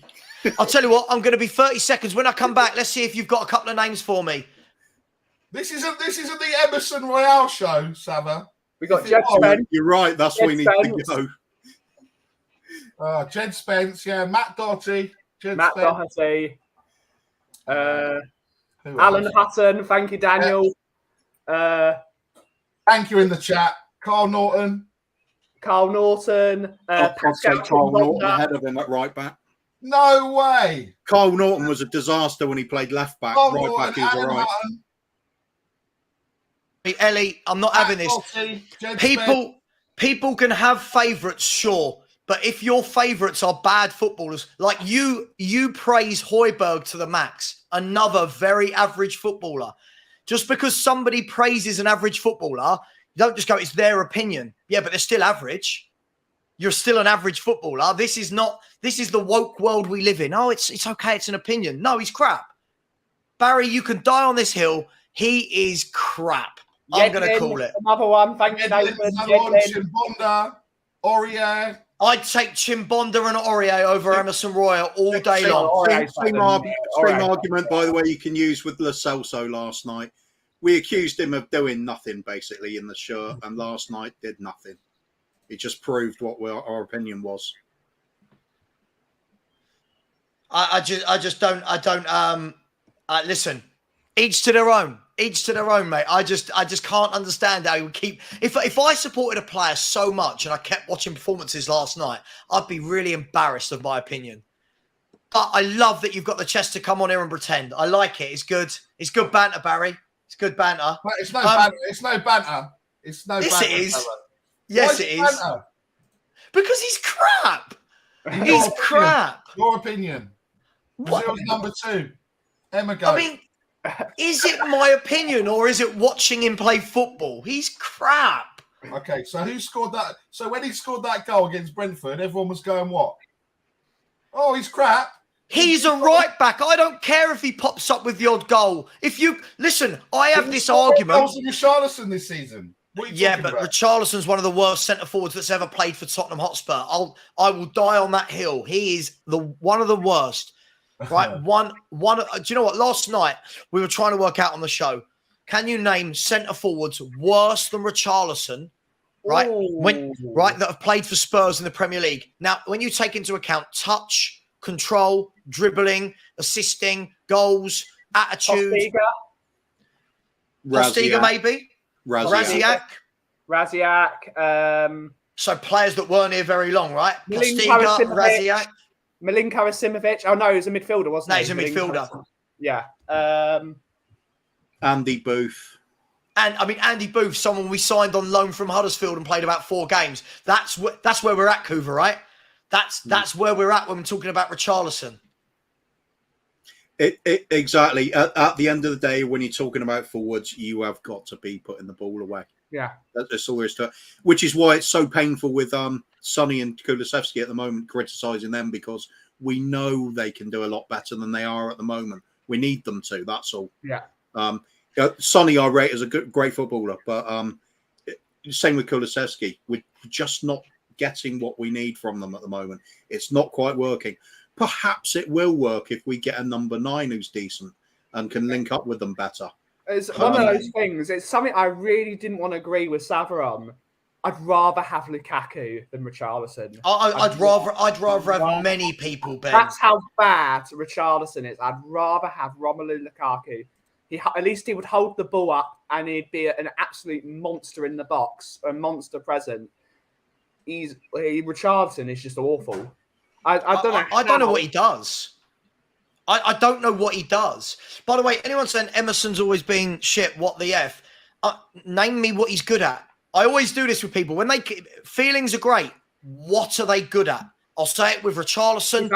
His only real attribute is he's good in the air. That's his only attribute. But with a fullback, he needs to be able to play football, especially in this system, especially in the two systems he's had to play in.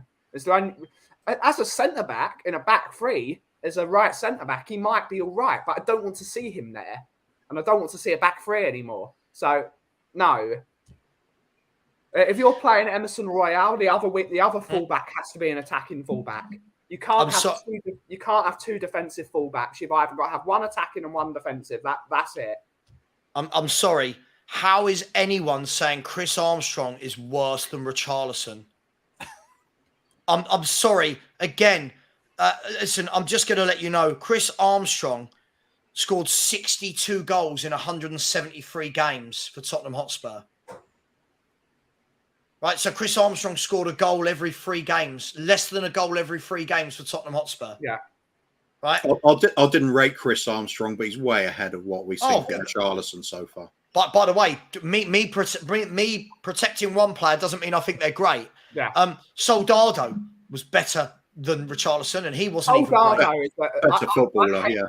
Better footballer. It's slander on Soldado because the man was one of the highest scorers in the Spanish league playing in a 2 up top. But because we're Tottenham Hotspur and we don't do any research into footballers, we decide a player that's always been a fox in a box playing next to a target man needs to be running the channels and playing up top on their own.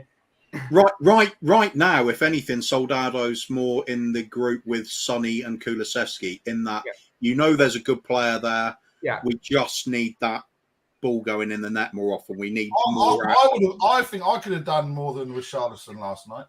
Yeah. Listen, I'll say it. Listen, the players that we're saying Richarlison's better than, I don't know what he's done that's better than them. By the way, Fraser Campbell, Janssen, Zamora, all of these people that did nothing in a Spurs shirt, funnily enough, neither is Richarlison. Yeah. Like, are we protecting this guy purely because he plays up front for Brazil? Yeah. I disagree with Tony Williams. Clint Dempsey was far better than Richarlison. Oh, I'd take Clint Dempsey all day long. All day long. All day long. Clint Dempsey scored important goals for Tottenham. And he worked. Yes, Chris Master, by my logic, stick Emigo up top. He'll score more goals than Richarlison. The funny thing is, he probably would. He probably would. No, come on. By the way, when we're saying Chris Armstrong was terrible, I mean, he's got 1 goal in, I think it's something like every 2.8 games. And Richarlison has managed to score 1 goal with his feet in 33 appearances. Is it? Yeah. I mean, Richarlison scores 1 every 6, doesn't he? Something like that. No. Richarlison's like at 1 every 9 or something. Yeah.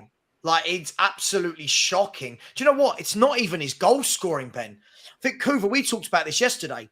You get forward sometimes like an Emil Heskey, who's not a great goal scorer, but every striker he's played with loves playing with that guy because he did this, and this. I watched Richarlison last night, and as I said earlier, who was on my watch-along, was literally losing his mind. Every time Richarlison got the ball, move broke down. Every time. Yeah. He's not a target man. He's not a target man. He doesn't have vision for a killer pass. Hasn't got pace. He hasn't got pace. He's literally the only thing he can do is stick the ball in the net to have any worth to the team. Yeah.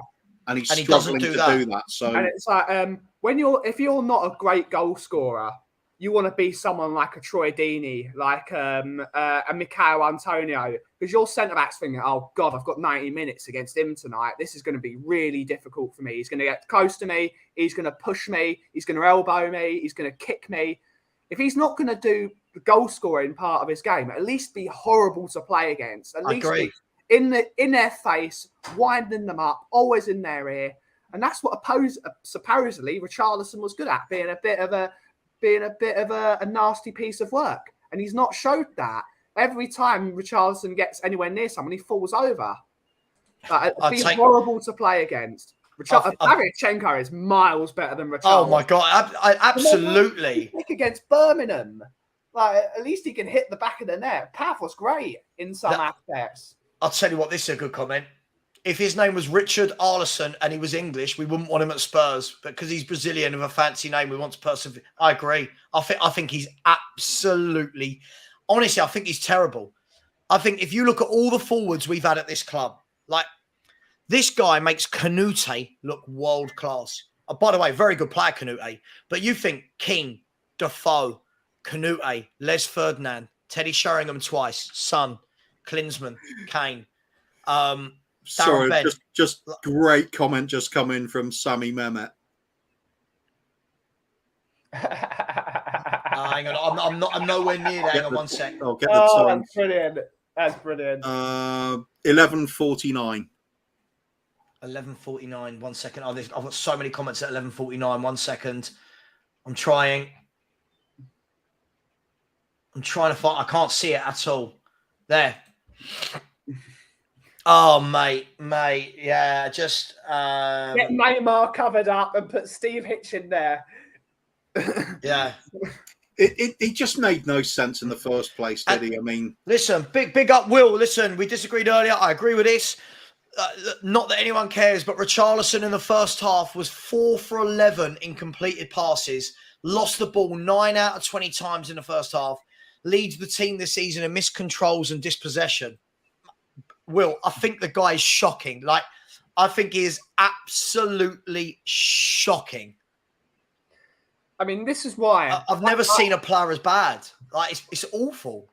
I was called Eeyore by quite a few of my wonderful friends about when we sold Harry Kane, because I knew this would happen, that we're selling a generational talent, one of the best strikers to ever play in the Premier League, possibly the best striker to ever play for Tottenham Hotspur, other than Jimmy Greaves, who was a bloody god.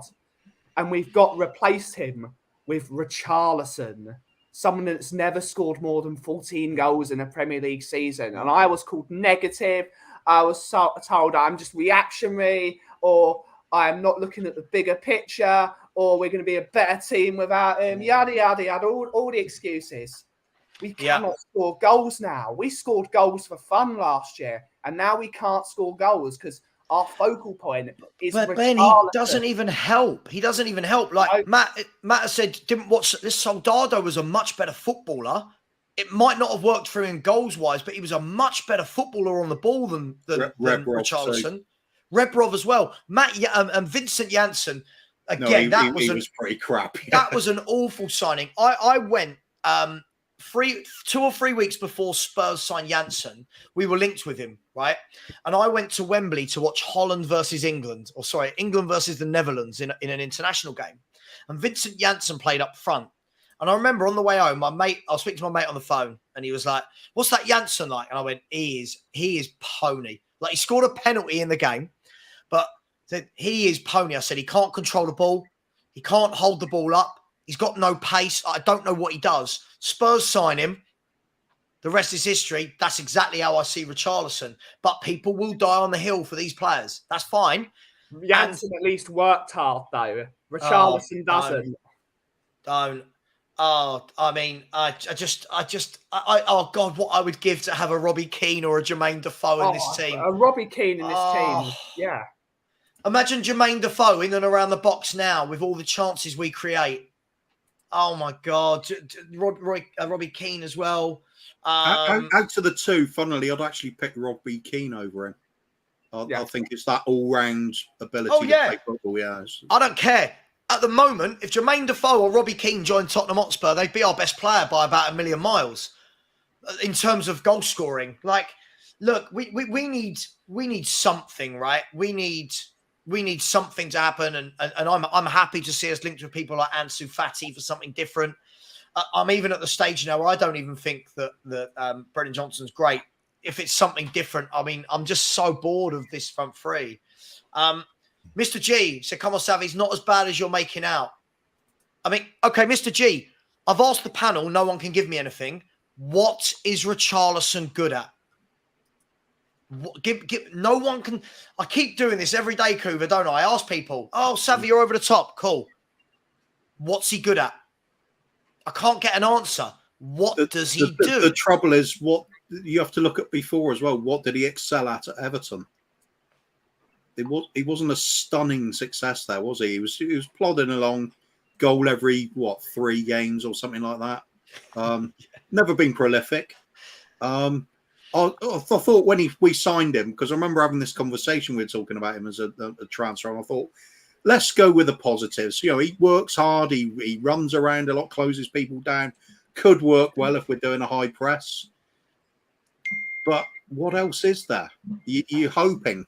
He hasn't even recreated his Everton form. That's the harsh fact. What Everton form? Yeah, well, at least he was scoring, 10, 12 goals in a season. But you know why? You know why, Kuva? Because the way Everton played them, they weren't a good team. What they did was they'd have some reactionary moments on the counter-attack.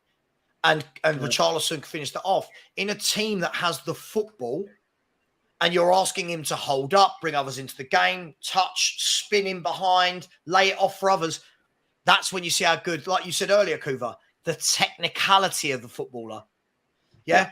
I always thought he was a scorer of some great goals, but not a great goal scorer. And if you're not a great goal scorer, do something else. This is why, as far as I'm concerned, you keep Sonny and Kulusevski in the team, because you've got to hope that the goal scoring side of things and the assists come, because the technical side of the game is there. That we've seen it from them. I think Kulusevski especially. Sure. But if you haven't got that to start with, you've got to be on this amazing run of form to do something, haven't you? I think somebody mentioned it in the comments. I don't think anyone did, by the way. I don't think anyone did put Janssen over all I said was at least Janssen worked hard. Yeah. I don't even really see that, and then I just thought it was nothing. Listen, I just think they're all bad. Some Thomas said, who do you realistically replace Richie with that isn't doubling down on another risk? Listen, I think most signings are going to be a risk. But if you scout properly, rather than just going to panic buying Everton's striker when they're in financial trouble for 60 million, you limit that risk. If you get a player that plays the way the manager wants to play. So every player you could say is a risk, but there's certainly many players out there other than Richarlison that I would have up front. Sorry. I just don't get it. I'm getting so frustrated with the number of bad players defended at this football club over the last few years. I just want good players at the club, technical players that can play. Sorry. What was it we came out with yesterday? List of about 8 players that we could go forward with. Everybody else, as far as I'm concerned, expendable. So Vicario, Romero, Van der Ven, Udogi, Porro, Sarr, Bissouma, Maddison.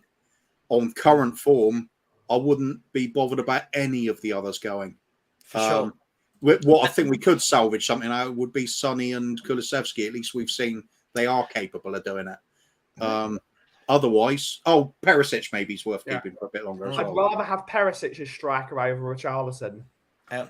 X-Man, I think this is my point. Brazil are another team that have the football. And if you actually watch Brazil, watch how many of their moves break down on Richarlison as well. Watch Brazil play.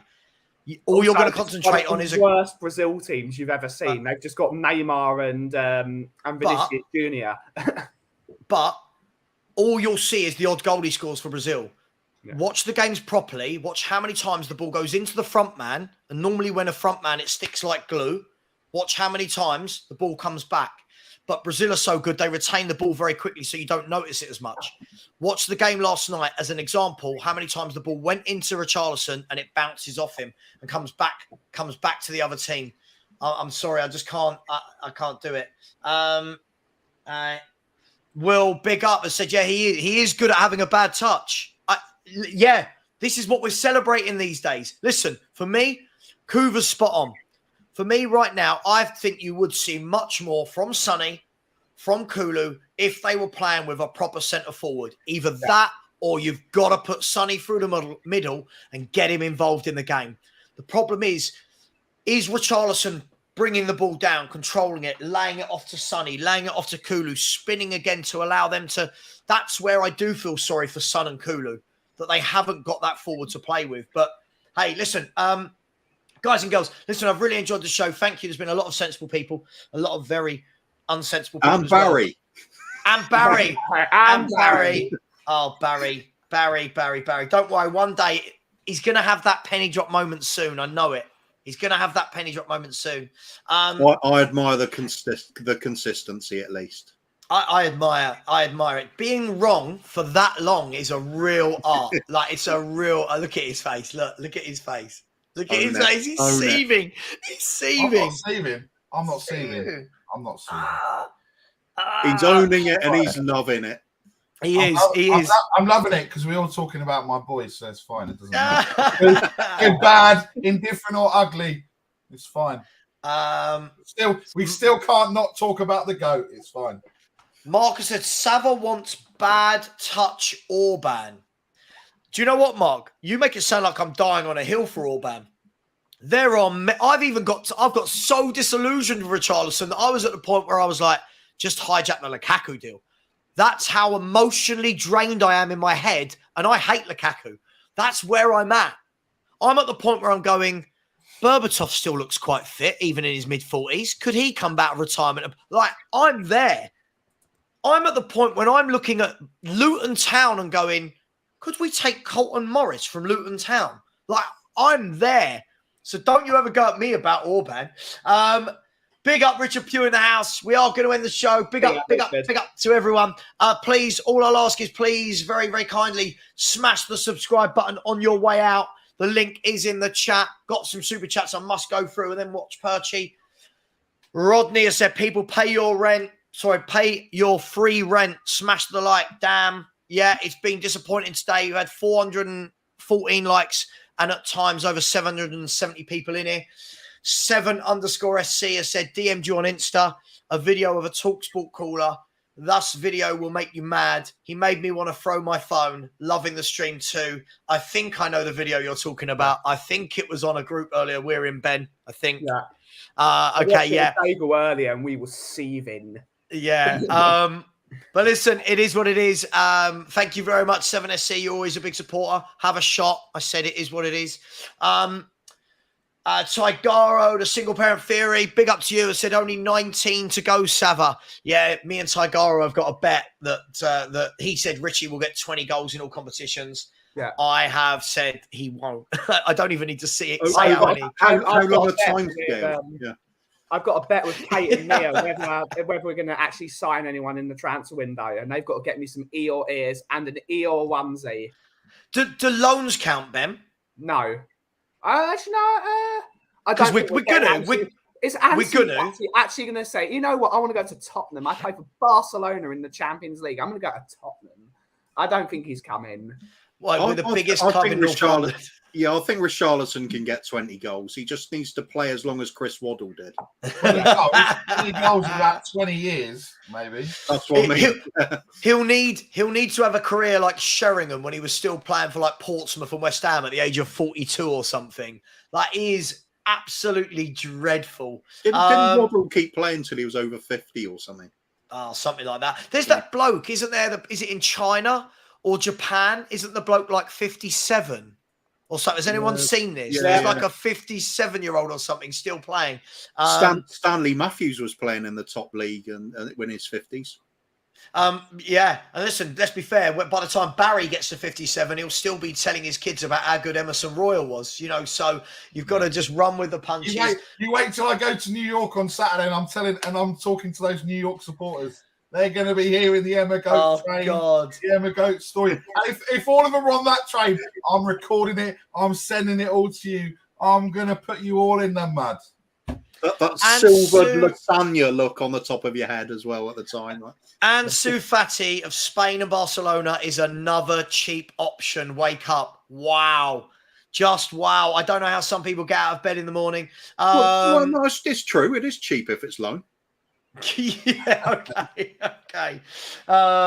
Big up. By the way, one thing we didn't even talk about, I'll be going into this in more detail tomorrow, is Ndombele has a big decision to make. Spurs have accepted for him to go to Genoa on loan, and apparently the decision is sitting with Ndombele if he wants to go. Guys, just really quickly, is Ndombele going to stay?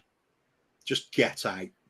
Put him in a cannon and fire him straight at the moon. I don't know where the moon is at this moment in time, but load him in a cannon with as much explosives as possible and just fire him up into the atmosphere.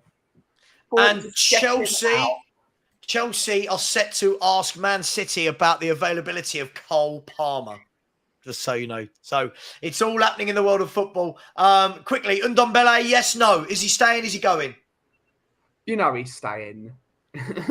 As long as he's nowhere near our team, I don't care. Send him to the David Lloyd in Chigwell.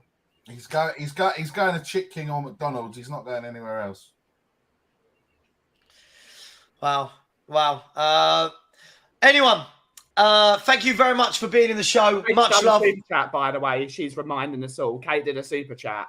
Kate, big up, has said, morning lads, the honeymoon period is ending. No, it's just a blip in the road. It's a blip in the road. We're going to beat Burnley 4-0. It's all going to be good. Much love to you, Kate. I hope you are well today. And Matt Coppin has come in and said, at the moment, I would rather Che Adams for 16 million. Matt, yes. I'd have Ched Evans. I'd have Ched Evans, Che Adams. I can't stand Richarlison. Anyone but that guy. Big up, everyone. Take care. Thank you, everyone, for coming on. And please, if 10 of you on the way out can smash that subscribe button, it would really, really help. The link is in the chat. Here it is. It's pinned. See you later, everyone. Take care. And as always, come on. Leave it out. Emma, go. Emerson Royals crap.